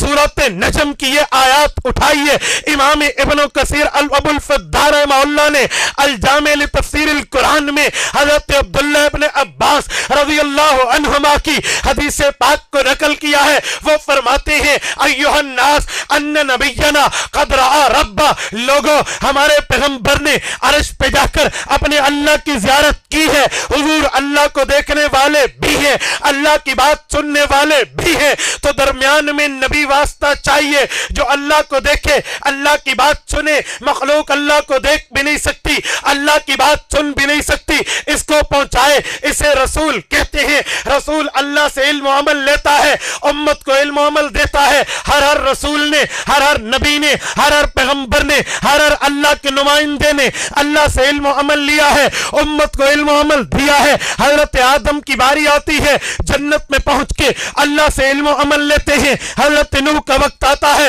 فاستوت علی الجودی، جودی پہاڑ پر 6 ماہ کے بعد کشتی روک کر اللہ سے علم و عمل لے کے امت کو علم و عمل دیتے ہیں۔ حضرت ابراہیم کی باری آتی ہے، چخا کی آگ میں لیٹ کر اللہ سے علم و عمل لے کے امت کو علم و عمل دیتے ہیں۔ حضرت اسماعیل کا وقت آتا ہے، وہ چھری کے نیچے اپنے والد کے سامنے لیٹ کر اللہ سے علم و عمل لے کے امت کو علم و عمل دیتے ہیں۔ حضرت زکریا کی باری آتی ہے، آرے میں چر کے علم و عمل لے کے امت کو دیتے ہیں۔ حضرت یوسف کی باری آتی ہے، تخت شاہی پر بیٹھ کر انہوں نے علم و عمل لیا ہے۔ حضرت داؤد کی باری آتی ہے، وَعَلَنَّا لَهُ الْحَدِيدِ، وہ ہاتھ رکھتے لوہے پہ لوہا موم بن جاتا، اللہ سے علم و عمل لے کے امت کو دیتے ہیں۔ اور اسی طرح حضرت سلیمان کی باری آتی ہے، وَسُلَيْمَانَ الرِّيحَ غُدُوُّهَا شَهْرٌ وَرَوَاحُهَا شَهْرٌ، اپنے تخت شاہی پہ اڑ کے صبح اور شام میں اتنا سفر کریں جیسے ایک مہینے میں کرتے ہیں، اللہ سے علم و عمل لے کے امت کو علم و عمل دیتے ہیں۔ حضرت موسیٰ علیہ السلام کی باری آتی ہے، وہ 12 چشموں سے گزر کے فَانْفَجَرَتْ مِنْ حُسْنَتَا عَشْرَةَ عَيْنًا قَدْ عَلِمَ كُلُّ أُنَاسٍ مَشْرَبَهُمْ كُلُوا وَاشْرَبُوا مِنْ رِزْقِ اللَّهِ فَلَا تَعْثَوْا فِي الْأَرْضِ مُفْسِدِينَ کہہ کر اللہ سے علم و عمل لیتے ہیں، امت کو علم و عمل دیتے ہیں۔ وادی طی سے پہلے 40 لیلہ 40 راتوں کا کوہ طور پہ اعتکاف کر کے اللہ سے علم و عمل لے کے امت کو علم و عمل دیتے ہیں۔ اور ان کے بعد حضرت عیسیٰ علیہ السلام کی باری آتی ہے، چوتھے آسمان پہ پہنچ کے ورافیوں کا الیجا کے مظہر بن کے اللہ سے علم و عمل لیتے ہیں، امت کو علم و عمل دیتے ہیں۔ لیکن جب باری آپ کی اور میرے حبیب کی آتی ہے، آمنہ کے در یتیم کی آتی ہے، محبوب خدا حضرت محمد مصطفیٰ احمد مجتبی صلی اللہ علیہ تحیت و تسلیم کی باری آتی ہے، تو ان کے لیے علم و عمل لینا یہ محدود نہیں ہے، غیر محدود ہے۔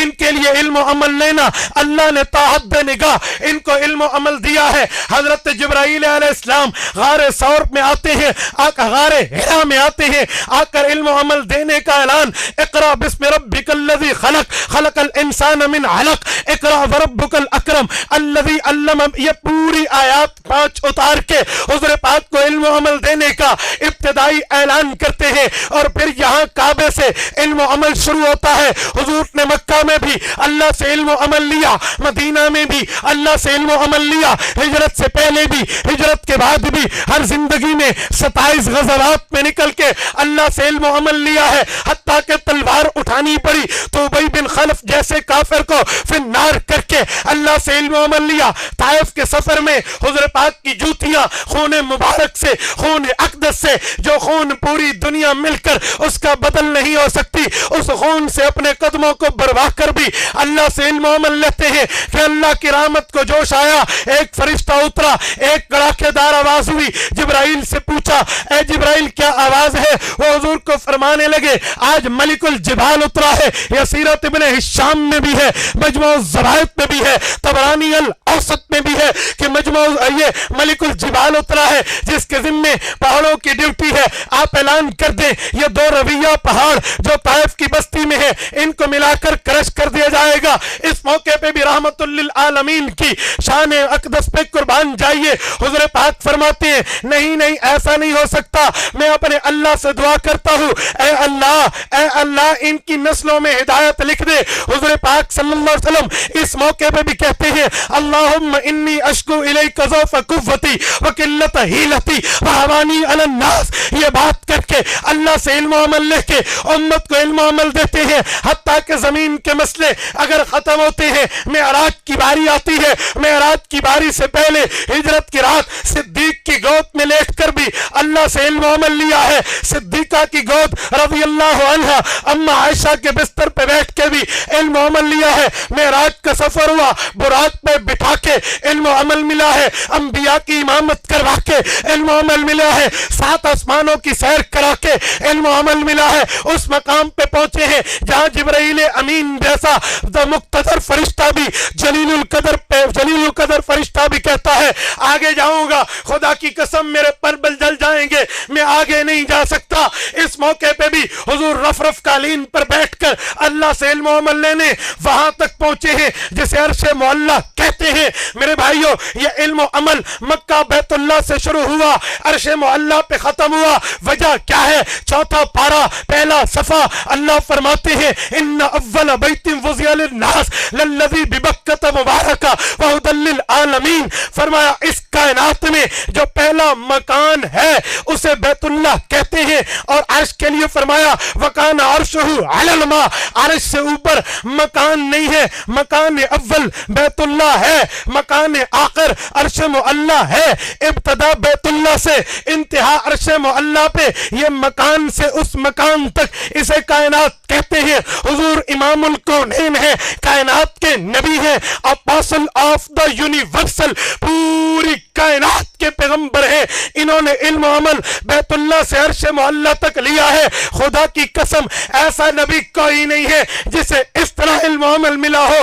ان کے لیے اللہ نے تمام مکانات ختم کر دیے ہیں۔ پتہ چلا کہ یہ خاتم النبیین ہیں، ان پہ مقامات بھی ختم ہیں، مکانات بھی ختم ہیں۔ ان کے بعد کسی اور نے نہیں آنا۔ انہیں علم و عمل کی انتہا کر دی ہے، پیک پر پہنچا دیا ہے، چوٹی پر پہنچا دیا ہے، ذروۃ السلام پر پہنچا دیا ہے۔ یہ علم و عمل لیا، اور امام الانبیاء نے علم و عمل صرف امت کو نہیں دیا، امت کے نبیوں کو بھی دیا ہے۔ جب امام آگے ٹھہرتا ہے کچھ وہ پڑھتا ہے، کچھ مقتدی پڑھتے ہیں، مقتدی پوری نماز نہیں پڑھتے۔ حضور پاک نے فرمایا شرح معانی الاثار میں ہے من کان لہ امام فقراءۃ الامام لہ قراءہ، امام پڑھے گا مقتدی کی طرف سے پڑھنا ہو جائے گا۔ صحیح مسلم جلد اول صفحہ 174 ابو بکر ابن ابی شیبہ کی روایت ہے، وہ فرماتے ہیں حضرت عبداللہ ابن انیس کے واسطے سے اور اسی طرح ابو موسیٰ عشری کے واسطے سے رضی اللہ عنہما،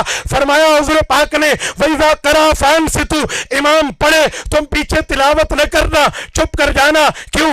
امام اللہ سے علم و عمل لے کر امت کو اجر میں، اپنے پیچھے مقتدیوں کو اجر میں شریک کرتا ہے۔ حضور امام الانبیاء ہے، حضور نے علم و عمل دینے میں امت کے انبیاء کو بھی شریک کیا ہے۔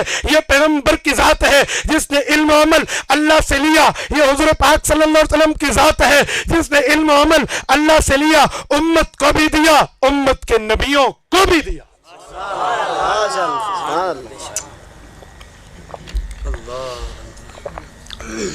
اتنی بڑی شان والا نبی، اس سے محبت کیوں نہ ہو؟ اسے کہتے ہیں عشق رسالت۔ اتنی بڑے مقام والے سے صرف محبت طبعی نہیں ہوتی کہ مجھے اچھے لگتے ہیں، میرا جی چاہتا ہے، طبعی نہیں ہوتی۔ محبت عقلی بھی تو ہوتی ہے نا، محبت عقلی بھی تو کوئی چیز ہے، اور طبعی تو ایک دھونس سے نکل جاتی ہے محبت طبعی، اور محبت عقلی ہو تو وہ ایمان کے اندر رچی بسی رہتی ہے۔ ایک دھونس پہ کیسے نکلتی ہے آپ کو بتاؤں؟ حضرت ہمارے دادا پیر رحمۃ اللہ علیہ حضرت حکیم محمد اختر رحمہ اللہ فرماتے تھے اگر کسی کو عشق مجازی ہو، کسی لڑکی پر عاشق ہو گیا اور عشق مجازی میں اس نے اپنے آپ کا رونا دھونا شروع کر دیا اور رو رہا ہے، اچانک پتہ چلا SHO آ گیا ہے. کیوں آ گیا؟ وہ تو اس کی بیٹی ہے جس پر تو عاشق ہے. اس نے ایک ڈنڈا دکھایا، ساری محبت نکل گئی. یہ محبت طبعی ہے. اور اگر محبت عقلی ہو نا، انگریزوں نے عشق رسول کے الزام میں حضرت شیخ التفسیر امام الاولیاء مولانا احمد لاہوری کو برف کی بلاکوں سے باندھا، اور جب برف پگھلی سردیوں میں کہا احمد علی جسم ٹھنڈا ہو گیا ہے؟ کہا جی ہاں جسم تو ٹھنڈا ہو گیا ہے، ایمان گرم ہو گیا ہے. اسے محبت عقلی کہتے ہیں. وہ کبھی ریل میں ہے تو کبھی جیل میں ہے، یوں زندگی تمام ہوئی عطا اللہ شاہ بخاری کی. اسے محبت عقلی کہتے ہیں. پیغمبر سے محبت طبعی تو ہے یقینی، محبت عقلی بھی ہے. کیوں؟ اس نے اللہ سے علم و عمل لے کے ہم تک پہنچایا ہے. یہ عشق رسالت ہے. علماء دیوبند کا اعلان ہے پیغمبر کے عشق میں ہمیں پیغمبر کا مذہب بھی قبول ہے، مسلک بھی قبول ہے، مزاج بھی قبول ہے. عشق کا مطلب یہ نہیں ہے میرے بھائیوں کہ بندہ کچھ مانے اور کچھ کا انکار کر دے، کچھ تسلیم کرے اور کچھ کو رد کر دے. میں مثال دوں گا تو شاید سمجھ آئے. بیٹا امریکہ میں ہے، باپ کوٹ نجیب اللہ میں ہے، بیمار ہوا، والد بیٹے کو اطلاع گئی، کیلیفورنیا سے جہاز پکڑا، اسلام آباد ایئرپورٹ لینڈ ہوئے، ادھر پہنچا، ابو آپ سے مجھے عشق ہے، محبت ہے، پیار ہے، تعلق ہے، یگانگت ہے، اسی لیے آیا ہوں آپ کے چہرے کی زیارت کے لیے. باپ نے کہا اچھا بیٹا بہت اچھا کیا، تو آ گیا، اللہ تجھے سلامت رکھے. کچھ وقت گزرا، باپ نے کہا بیٹا جاؤ فلاں آدمی تک میرا یہ پیغام پہنچا کے آؤ، میرا کہنا مانو. کہنے لگا ابو میں کوئی اس بندے کا منہ دیکھنے آیا تھا، میں تو تیرا چہرہ دیکھنے آیا، میں تو نہیں جاتا. دنیا کا کوئی بیوقوف آدمی بھی یہ نہیں کہے گا یہ باپ سے عشق کرتا ہے. لو کان فی حبک صادقا لأطعتہ ان المحب لمن یحب مطیع. اگر تیری محبت اس سے کامل درجے کی ہوتی تو اس کی بات کو ماننا بھی محبت ہوتی، اس کی بات کو تسلیم کرنا بھی محبت ہوتی. آپ کیسی محبت کی بات کر رہے ہیں؟ خالی عشق ہے، عشق ہے، غلام ہے کی بات کر رہے ہیں، اور اطاعت میں تو کچھ بھی نہیں ہے، پیغمبر کی بات ماننے میں تو کچھ بھی نہیں ہے، نبی کے اطاعت میں، نبی کے فرامین پہ، تعلیمات پیغمبر پہ عمل کرنے کا جذبہ تیرے اندر نہیں. کس بنیاد پہ عشق کا دعویٰ ہے؟ کس بنیاد پہ عشق کا دعویٰ ہے؟ سنیں، کوئی بیٹا اپنے ماں باپ کی قدر نہیں کرتا، میں اسے عشق رسول میں کامل نہیں سمجھتا. ماں باپ کی قدر میرے نبی کی تعلیمات کا حصہ ہے. اس نے ماں باپ کی قدر کرنی ہے تو اس کا معنی کامل عشق رسول اس کے اندر موجود ہے. یہ استاد کی قدر نہیں کرتا، بزرگ کی قدر نہیں کرتا، یہ سود کھا رہا ہے، شراب پی رہا ہے، غیبت کر رہا ہے اور غلط معاملات اور گناہوں میں بیٹھا ہے، یہ عشق رسول کامل اپنے اندر تو نہیں رکھتا. اسے عاشق رسول مکمل تو میں نہیں کہوں گا. ان المحب لمن یحب مطیع، کہ بات کو تسلیم کرنا بھی تو عشق ہوا کرتا ہے، اطاعت بھی تو عشق ہوا کرتا ہے. اطاعت تابعداری، آپ کو پتہ ہے یہ طبیعہ سے نکلا ہے. اتباع طبیعہ، گائے کے اس بچڑے کو کہتے ہیں جو بچپن میں اپنی ماں کے پیچھے قدم پہ قدم رکھ کے چلتا ہے، اسے طبیعہ کہتے ہیں. تو اتباع آپ قدم بقدم چلو، یہ لغوی معنی ہے، اصطلاحی نہیں ہے. لغوی معنی کچھ اور ہوتا ہے. تو یہ جو ہے نا، آپ تو قدم بقدم چلے، حذو النعل بالنعل، طابق النعل بالنعل جسے کہتے ہیں. آپ تو قدم سے قدم ملا کر چلتے. یہ محبت ہے، عمل میں بھی، عقیدے میں بھی. عقیدہ مذہب کی بنیاد ہے، عمل یہ بندے کی دینداری کی بنیاد ہے. ایک ہوتا ہے ایمان، ایک ہوتا ہے اسلام. اعتباری فرق جنہوں نے کیا ہے وَلَٰكِنْ قُولُوا أَسْلَمْنَا کی آیت کی شرح پیش کر رہا ہوں، سورۃ حجرات کی. جسم مکمل ظاہر سے مؤمن نظر آئے اسے اسلام کہتے ہیں، اندر دل کے اوپر اطاعت نظر آئے اسے ایمان کہتے ہیں. تو خالی اسلام سے نجات نہیں ہے، ایمان لازمی ہے. میرے بھائیو، اعمال میں بھی پیغمبر کی محبت رکھیں، عقیدے میں بھی پیغمبر کی محبت رکھیں. آپ کے منہ سے، آپ کے قلم سے، آپ کے کردار سے پیغمبر کی محبت کے خلاف کوئی ایک جملہ بھی نہیں نکلنا چاہیے، ایک لفظ بھی۔ آج کل میں حیران ہو جاتا ہوں، بعض اوقات خدا کی قسم عقل دنگ رہ جاتا ہے، پیغمبر کے خلاف ہم قرآن کی آیت پڑھ کے کہیں گے نبی کا یہ فرمان اس آیت کے خلاف ہے۔ اگر قرآن کی آیت نبی کے فرمان کے خلاف ہے تو پھر قرآن تجھ پہ اترا ہے، حضور پہ نہیں اترا۔ نعوذ باللہ من ذالک۔ آج تو 2 ٹکے کا بندہ 2 لفظ پڑھ کر، جسے کہتے پا نہ پڑی اور ملا بڑھ کھڑی، اس درجے پر تو پہنچ کے کہے قرآن نبی کا یہ فرمان قرآن کی آیت کے خلاف ہے۔ ذرا بندے قبا دیکھ۔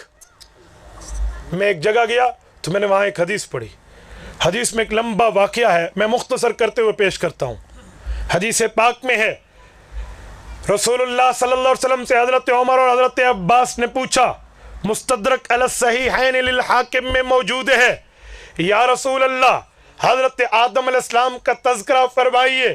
حضور پاک صلی اللہ علیہ وسلم نے حضرت آدم کا ذکر کرتے ہوئے فرمایا، حضرت آدم علیہ السلام وہ ہیں، حضرت آدم کی توبہ قبول ہوئی تھی۔ بڑا ایک عجیب واقعہ ہے، صحابہ نے پوچھا یا رسول اللہ بتائیے، کہ حضرت آدم علیہ السلام نے ایک دن اللہ سے عرض کیا، اللہم انی اسألک بحق محمد ان تغفر لی، مولا جو میری آپ کی مخلوق میں میری اولاد میں سب سے آخر میں محمد الرسول اللہ، حضور کے نام پہ صلی اللہ علیہ وسلم شوق سے کہا کرو۔ درود پڑھنے کے 3 فائدے ہیں۔ نمبر 1، اللہ کی 10 رحمتیں ہمارے اوپر آتی ہیں۔ نمبر 2، رسول اللہ صلی اللہ علیہ وسلم تک فرشتے لے کر جاتے ہیں۔ نمبر 3، حضور کی مجلس میں ہمارا ذکر ہوتا ہے۔ تو اس شوق سے پڑھا کریں۔ ہم اہل سنت والجماعت احناف دیوبند ہیں، ہمارا عقیدہ، نظریہ، مذہب اور مسلک اور موقف یہ ہے، ادھر سے درود پڑھیں کون لے جاتا ہے؟ بولیے بولیے۔ میں نے آپ سے نعرہ نہیں لگوانا اور نہ لگوایا ہے، آپ لگائیں گے میں روک دوں گا، میں دلائل کا قائل ہوں، نعرے کا نہیں ہوں، لیکن جواب تو مانگ سکتا ہوں۔ ادھر سے درود پڑھیں کون لے جائے گا؟ بولیے، سارے بولیے، کون لے جائے گا؟ اور رسول اللہ صلی اللہ علیہ وسلم کی قبر اطہر پر اللہ تمہیں پہنچا دے، ادھر پڑھو تو کون سنتا ہے؟ ہاتھ کھڑا کر کے مجھے بتائیں۔ جزاکم اللہ، جزاکم اللہ، ماشاءاللہ۔ ہمارا عقیدہ ہے، نظریہ ہے، مذہب ہے، مسلک ہے، موقف ہے، اس پر کوئی لینے دینا نہیں۔ اپنا عقیدہ بیان کرنا تو کوئی جرم نہیں ہے، اپنا عقیدہ بندہ کھل کے سن۔ آج کل ہمیں لوگ پتہ کیا کہتے ہیں، مولانا یہ حیات النبی کا عقیدہ آپ بیان کرتے ہیں، یہ قبر میں سوال ہوگا؟ مجھ سے ایک بندے نے ایک دن پوچھا، مجھے بعض اوقات، میں سکہ بند تبلیغی ہوں، نرمی تو ہمارے اندر ہے لیکن کبھی کبھی گرمی میں آ جاتی ہے۔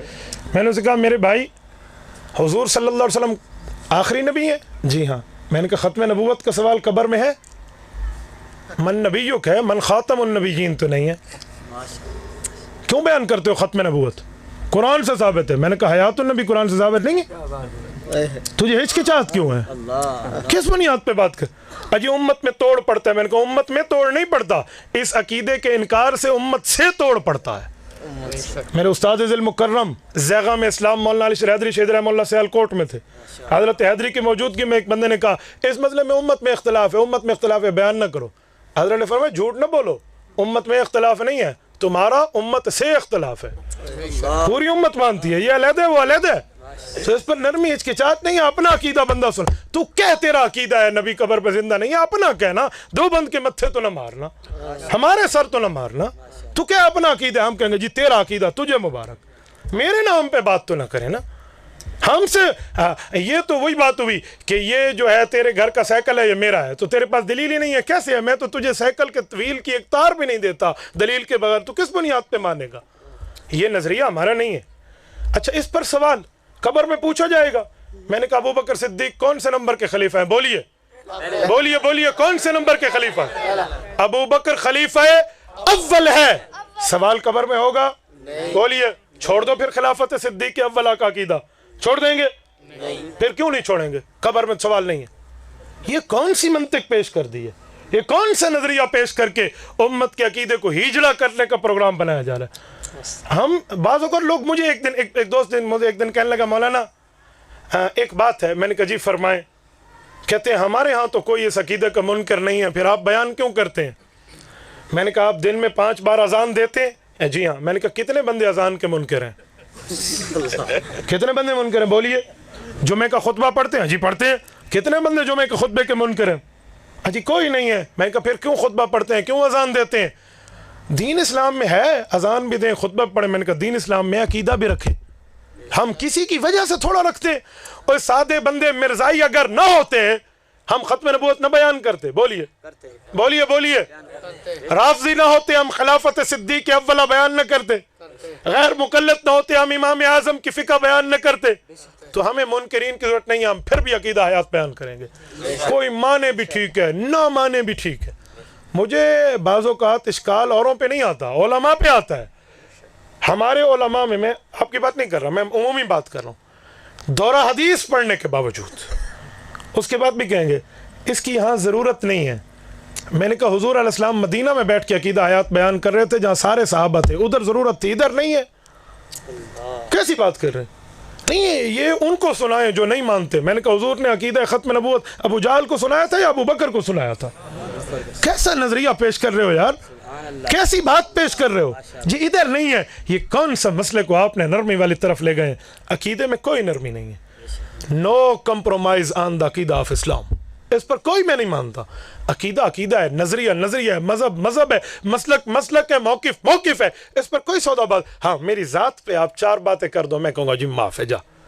एक बात में हम चल रहे थे, एक बात में एक बंदे ने मुझे गाली देते हुए कहा, ऑन द वीडियो मौजूद है नेट पर, उन्होंने गाली दी तो मैंने इधर से तस्बीह निकाली। मैंने कहा ये 99 और भी पूरी कर लें ताकि 100 हो जाएं, फिर मेरे मुकाबले में दलील लेके आ।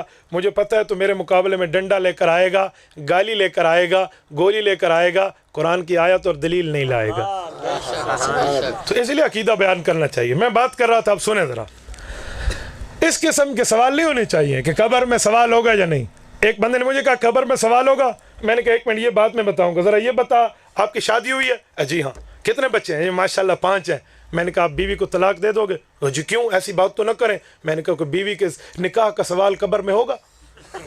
तेरी बीवी के निकाह का सवाल कब्र में नहीं है। 5 बच्चे माशाल्लाह तूने बनाए हुए हैं, ये तूने कब्र में नहीं पूछा, तो ये क्यों कि अजी कब्र में सवाल नहीं है लेकिन इस्लाम का हुक्म तो है। तो मैंने कहा अकीदा हयातुन नबी इस्लाम का अकीदा नहीं है यार। 4 चोरों के इनकार की वजह से इसका इस्लाम में इख्तलाफी तरीका कैसे हो जाता है?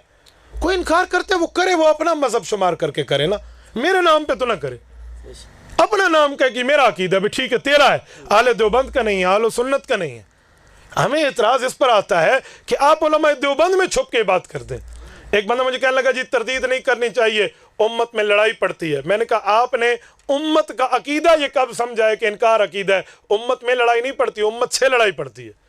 एक दिन एक बंदा मुझे कहने लगा मौलाना अब हालात बहुत ख़राब हैं, अब तो हमारी टक्कर आलमी कुफर से है, तो आप थोड़ा नरमी कर जाएं।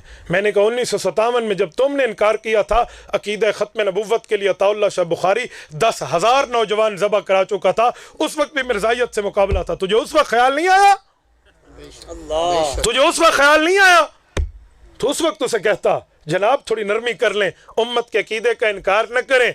10,000 बंदा ज़बा हो गया है, ख़त्म नबुव्वत का नया नया मामला चला है, थोड़ी मिर्ज़ाइयत के खिलाफ हमें चलने दे, इज्तिमाइयत पैदा करें। जो तू मुझे इत्तेहाद की तरगीब और पटियाँ मुझे पढ़ा रहे, ये उस वक्त उसे पढ़ाता जो 57 में इनकार कर रहा था। तो जब उलमा देवबंद ने जवाब दिया है तो अब कहते हो थोड़ी सी नरमी है। नरमी उसे नहीं समझाई। अब हमारा अकीदा है, हम खुला खुला बयान करेंगे, ठीक। हमें किसी के नाम लेने की ज़रूरत नहीं है, न किसी के काम बताने की ज़रूरत है। हमारे पास मुकम्मल दीन हमारा मौक़िफ़ है, सिर्फ हयातुन नबी नहीं है। अकीदा ख़त्म नबूवत पे हम ऐसे बोलते हैं जैसे मैं बोल रहा हूँ, मैं अयार सहाबियत पे हम ऐसे बोलते हैं जैसे बोल रहा हूँ। हमने माँ बाप के जनाजों में उन्हें शरीक नहीं होने दिया जिनकी सहाबा से मोहब्बत नहीं है। क्या ये कुर्बानियाँ ऐसे राय कहाँ जाएंगी? पूरा दीन हमारा है। कायद मिल्लत इस्लामिया हज़रत मौलाना फजलुर रहमान दामत बरकातुहुम के पास हम मौजूद थे, तो उस्ताद इल्म ने हज़रत मौलाना फजलुर रहमान सबसे गुफ्तगू शुरू की हुई थी। तो मौलाना ने एक दिन कहा, एक सवाल कहा, वो सवाल आपको सुनाने के काबिल है। मैंने उस दिन खानका सिराजिया में हज़रत ख्वाजा साहब को बैठ के सवाल सुने तो बड़े महजूज हुए हैं। मैंने कहा, मौलाना कहने लगे आप इस अकीदे पर यूँ लिख सकते हैं? तो सर ने कहा जी मैं तो लिख सकता हूँ, आप जो लिखवाएं मुझे इस पर जो कंप्रोमाइज़ की शराइत आप लिखवाएं मैं लिख देता हूँ। अकीदा अकीदा अकीदा मान जाएं, बाकी राजीनामे की जो शराइत लिखवाएं। तो मौलाना ने कहा भाई वो तो नहीं लिखते, आप लिख रहे हैं। تو ساجد نے فرمایا حضرت میرے پاس مکمل دین ہے, میں پورے دین کا چوکیدار ہوں, ان کے پاس مسئلہ ہے یہ ایک, وہ لکھ دے تو ان کے پاس بچے گا کیا. میں نے کہا دیوبندی تو پورے دین کا چوکیدار ہے. عقیدہ ختم نبوت ہمارا موضوع, عقیدہ ختم القرآن ہمارا موضوع, عظمت قرآن ہمارا موضوع, عظمت صحابہ ہمارا موضوع. آپ جتنے عظمت فقہا پہ چلتے جائیے, تصوف پہ چلتے جائیے, سیرت پہ چلتے جائیے, یہ سارے ہمارے موضوعات ہیں.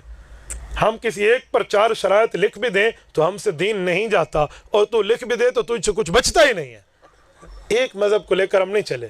آج دیکھیں نا, امام ابن تیمیہ رحمۃ اللہ علیہ سے کسی نے پوچھا کہ حق کہاں ہے, کہا جا باطل کا تیر جا کر گرے اسے حق کہتے ہیں. تو آج علماء دیوبند کو دیکھو نا, ہر طرف کا تیر ادھر آ رہا ہے, ہر اہل باطل کا تیر ادھر آ رہا ہے, لیکن دیوبندی سینہ سپر ہو کر ٹھہرا ہے.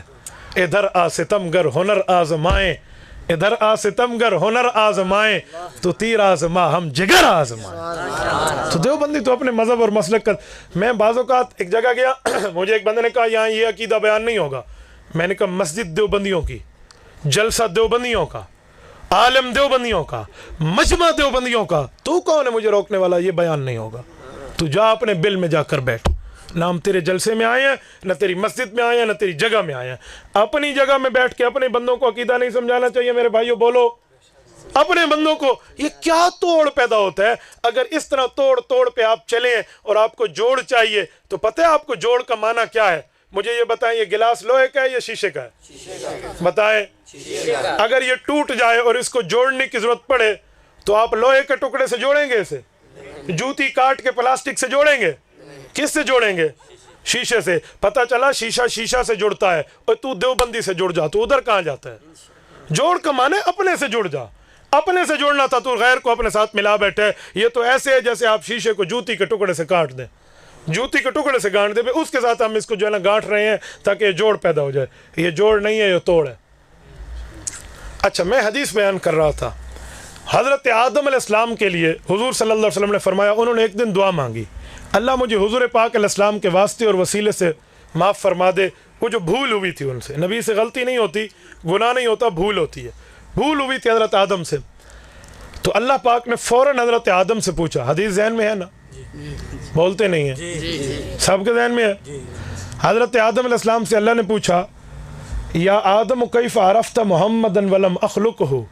اے آدم, ابھی تو حضور علیہ السلام پیدا ہو کے دنیا میں نہیں گئے, آپ حضرت رسول اللہ صلی اللہ علیہ وسلم کو کیسے جانتے ہو؟ حضرت آدم نے جواب میں فرمایا, لما خلقتنی بیدک, اللہ آپ نے مجھے اپنے ہاتھوں سے پیدا کیا, ونفخت فی من روحی, روح کو میرے اندر داخل فرمایا, فرفعت راسی, میں نے سر اٹھایا, فرأیت, میں نے دیکھا, علی قوائم العرش مکتوبہ, تیرے عرش پہ لکھا ہوا تھا, لا الہ الا اللہ محمد الرسول اللہ, فظننت انہ احب الخلق الیک. میں حضور کا نام آپ کے نام کے ساتھ ملے ہوئے دیکھ کے یہ یقین کر گیا, یہ آپ کی محبوب ترین مخلوق ہے جس کا نام آپ کے نام کے ساتھ ہے. یا اللہ, سألت بحقہ, میں نے اس کے وسیلے سے دعا مانگی ہے. اللہ نے فرمایا, یا آدم غفرت لک, اے آدم میں نے تجھے معاف تو کر دیا ہے, ولولا محمد لما خلقتک. یہ بات یاد رکھنا, محمد کریم علیہ التحیت والتسلیم اتنے رتبے والے ہیں, وہ نہ ہوتے تو تجھے پیدا نہ کرتا. جب میں نے یہ حدیث پڑھی, ایک بندے کی پرچی آ گئی, مولانا یہ حدیث قرآن کے خلاف ہے. مجھے تو بہت حیرانگی ہوئی. میں نے کہا حدیث ہو اور قرآن کے خلاف ہو, یہ ہو سکتا ہے؟ اگر حضور کی حدیث قرآن کے خلاف ہے تو حضور کی بات حدیث ہے, اللہ کی بات قرآن ہے. تو کسی کافر نے اگر یہ کہہ دیا کہ اللہ اور نبی آپس میں لڑتے رہتے تھے, ایک دوسرے کے خلاف باتیں کرتے تھے, بتاؤ کیا جواب دو گے؟ کون سے نظریے پر بیٹھ گئے ہو؟ میں نے کہا حدیث قرآن کے خلاف نہیں ہے, تجھے نظر آتا ہے. جو چیز ہو نہیں اور نظر آئے تو نظر کا علاج کرواتے ہیں. موٹر وے پہ جائیں نا, دور جگہ میں بندے کو پانی نظر آتا ہے, پانی ہوتا ہے, بولیے, تو نظر آتا ہے لیکن ہوتا نہیں ہے. اور ادھر کندھے خالی ہیں یا نہیں ہیں دیکھنے میں, لیکن خالی بھی ہیں نہیں. کرامن کاتبین یعلمون ما تفعلون. تو یہ خالی نظر آتے ہیں پر خالی نہیں ہے, ادھر پانی نظر آتا ہے پر پانی نہیں ہے. تو جو چیز ہو وہ نہ ہو, نظر میں دھوکہ لگ جاتا ہے. اس لیے نظر تابع ہے, अहले नजर के देवबंद वाले अहले इल्म भी हैं, देवबंद वाले अहले नजर भी हैं। अफलाक से खींची जाती है, सीनों में उतारी जाती है, तौहीद की मैं सागर से नहीं नजरों से पिलाई जाती है। देवबंद वाले कहते हैं अगर तुम्हें नजर के खिलाफ नजर आए तो अपनी नजर का इलाज कराओ। देवबंद वालों के पास इल्म की दरसगाह भी है, तसव्वुफ की खानकाह भी है। दरसगाह में मसला पढ़ाया जाता है, खानकाह में मसला दिखाकर समझाया जाता है। देवबंद के पास मुदर्रिसीन भी हैं, मशाइख उज़ाम भी हैं, इनके पास तसव्वुफ भी है, तरीकत भी है, इल्म भी है। जरा इनके पास आ, फिर पता चलेगा। मैंने कहा बताओ ये कुरान के खिलाफ है, कौन सी आयत है जो इस हदीस के खिलाफ तुझे नजर आती है? कहने लगा 27 पारा दूसरा सफा, अल्लाह फरमाते हैं वमा खलक़तुल जिन्ना वल इंसा इल्ला लियअबुदून। अल्लाह फरमाते हैं मैंने उम्मत को पैदा किया है, मखलूक को पैदा किया है, जिन्नात और इंसानों को पैदा किया है, अपनी इबादत के लिए पैदा किया है। कहते हैं पता चला कुरान कहता है इबादत के लिए पैदा किया है, और आप हदीस पढ़ रहे हैं हुजूर पाक सल्लल्लाहु अलैहि वसल्लम की वजह से पैदा किया है। अब कुरान कहे इबादत के लिए, हदीस कहे हुजूर के लिए, हम कुरान मानेंगे, हदीस नहीं मानेंगे। नऊज़ु बिल्लाहि मिन ज़ालिक। तो मैंने कहा मेरे भाई ये तेरा नजरिया है, अगर मैं कह दूं कि हदीस भी ठीक है, आयत भी ठीक है, तो फिर अगर मैं कह दूं वो भी ठीक है और वो भी ठीक। एक बंदा कहे मौलाना ने साउंड पे बयान किया, एक कहे नहीं डाइस माइक पे किया, एक बंदा कहे एक को नीचे एक को ऊपर दोनों को रख के किया है, तो बात तो एक हो जाएगी। तो अगर मैं दोनों आयतों की, आयत और हदीस की, इन दोनों इबारतों की तत्बीक पेश कर दूं जो उलमा ने लिखा है कि आयत भी ठीक है हदीस भी ठीक है, वजह क्या है वो वजह बता दूं तो फिर मान जाओगे। मैंने कहा सुनो,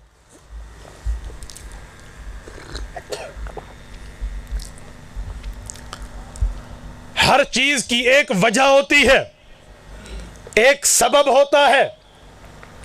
सबब अलग है, वजह अलग है। मैं यहां आया हूं, कोई मुझसे पूछे आप क्यों आए हैं, मैं कहूंगा मौलाना फिदा साहब और बाकी उलमा की दावत पर आया हूं।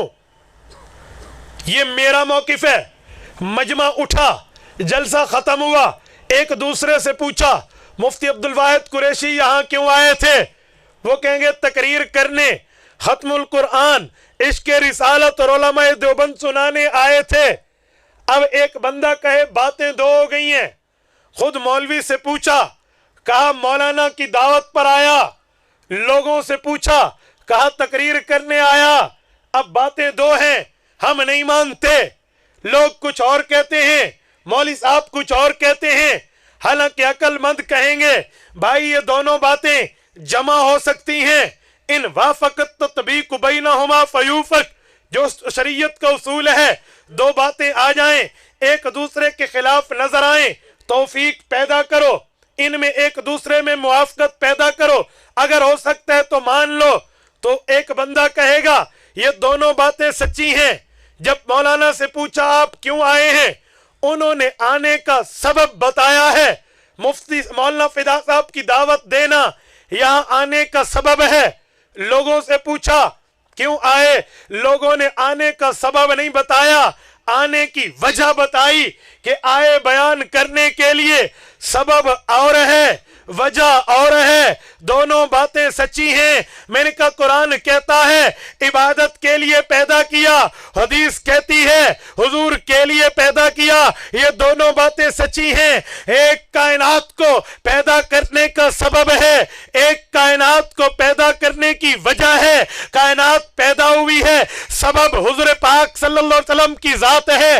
कायनात पैदा हुई है, वजह अल्लाह की इबादत करना है, सबब अलग है, वजह अलग है। हदीस भी ठीक है, कुरान भी ठीक है। आप कैसे लाए हो? हदीस कुरान के खिलाफ है, बंदा अपनी ऐनक को चेंज करवा ले। हमारे इलाके में एक बंदा था, उसको ऐनक लगाने का शौक था, अगरचे उसकी आंखें खराब नहीं थी, तो डॉक्टरों के पास जाता, डॉक्टर भगा देते। एक दिन उसे किसी ने कहा ओए ओ फलाना जड़ा सारे नाल पढ़ता सी, ओ अखियां दा डॉक्टर बन गया। उसे बताया जो तेरा क्लास फेलो है वो आंखों का डॉक्टर बन गया।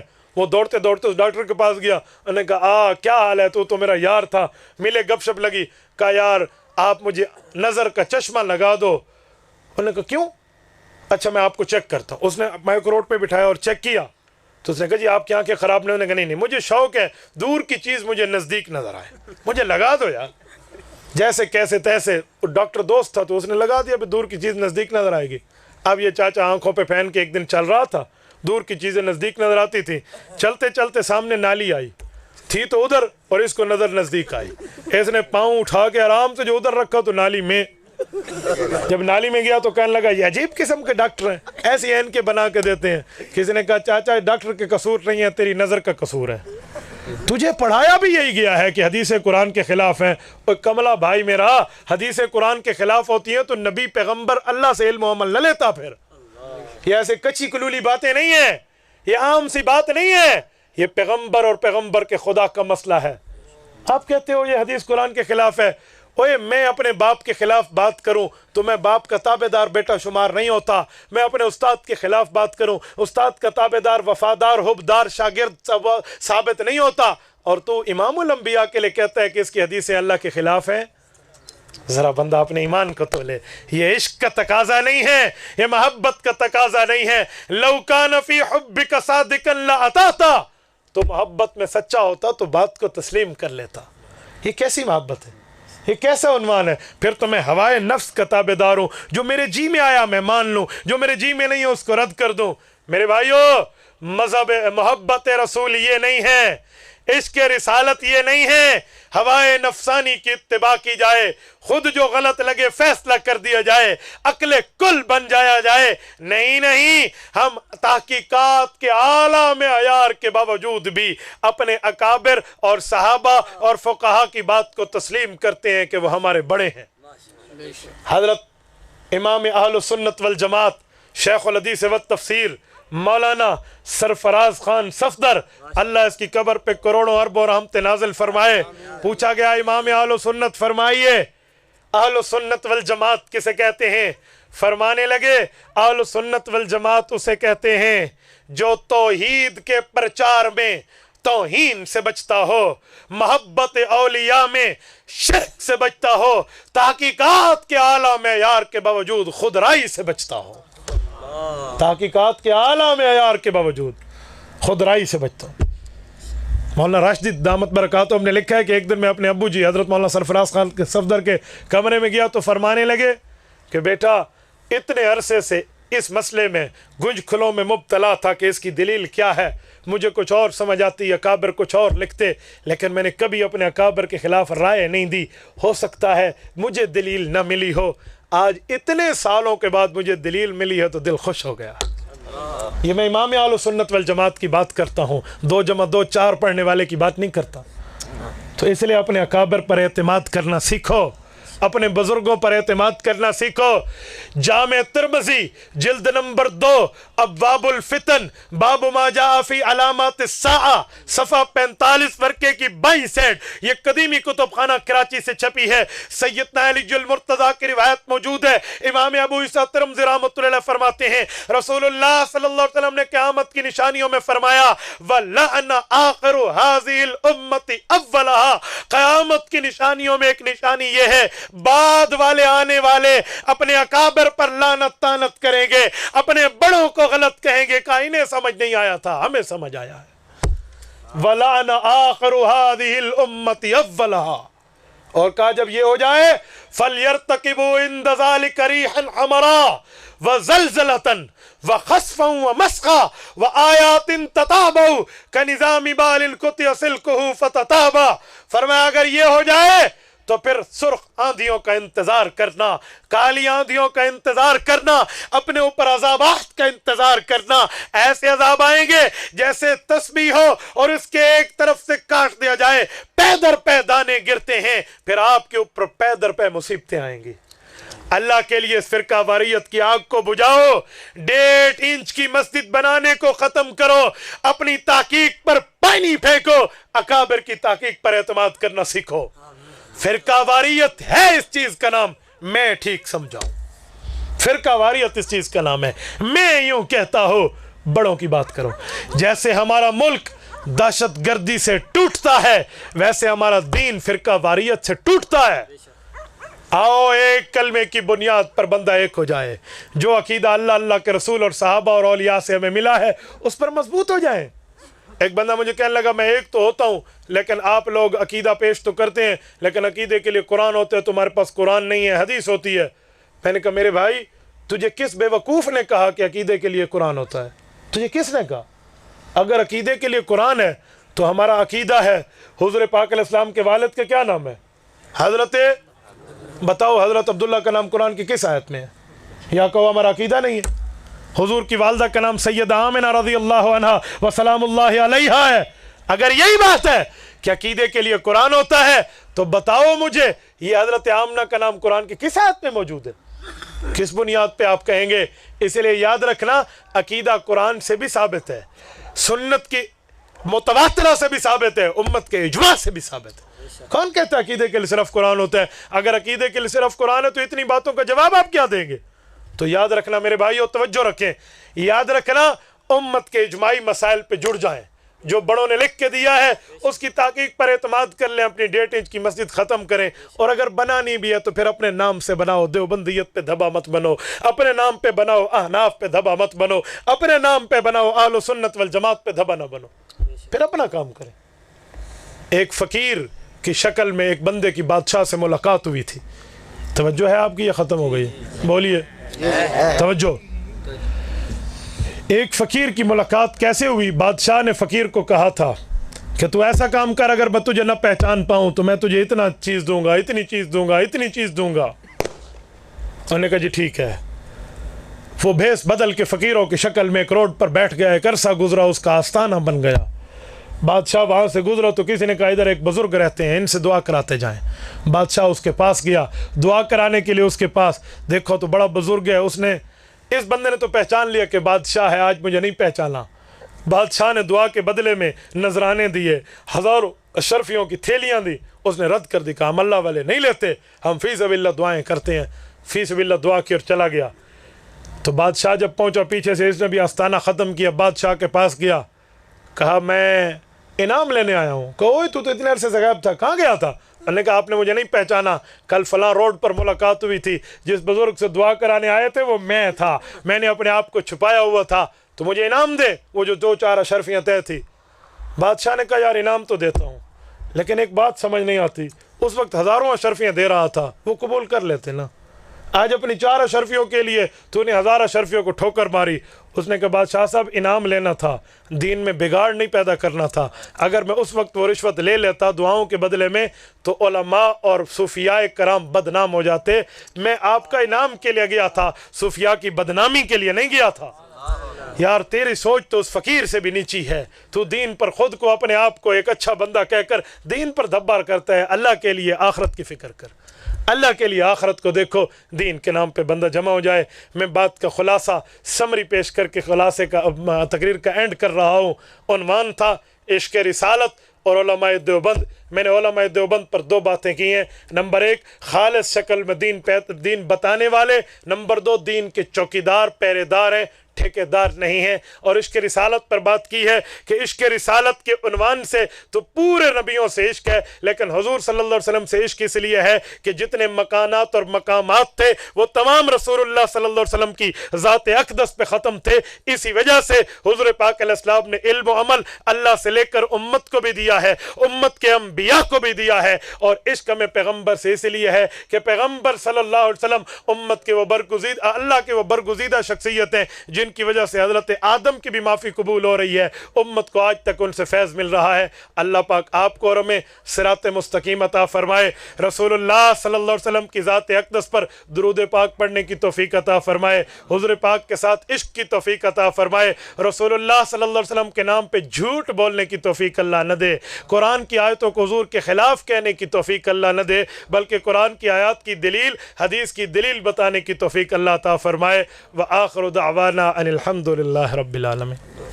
ला इलाहा इल्लल्लाह, ला इलाहा इल्लल्लाह, ला इलाहा इल्लल्लाह, मा लना रब्बुन सिवा। ला इलाहा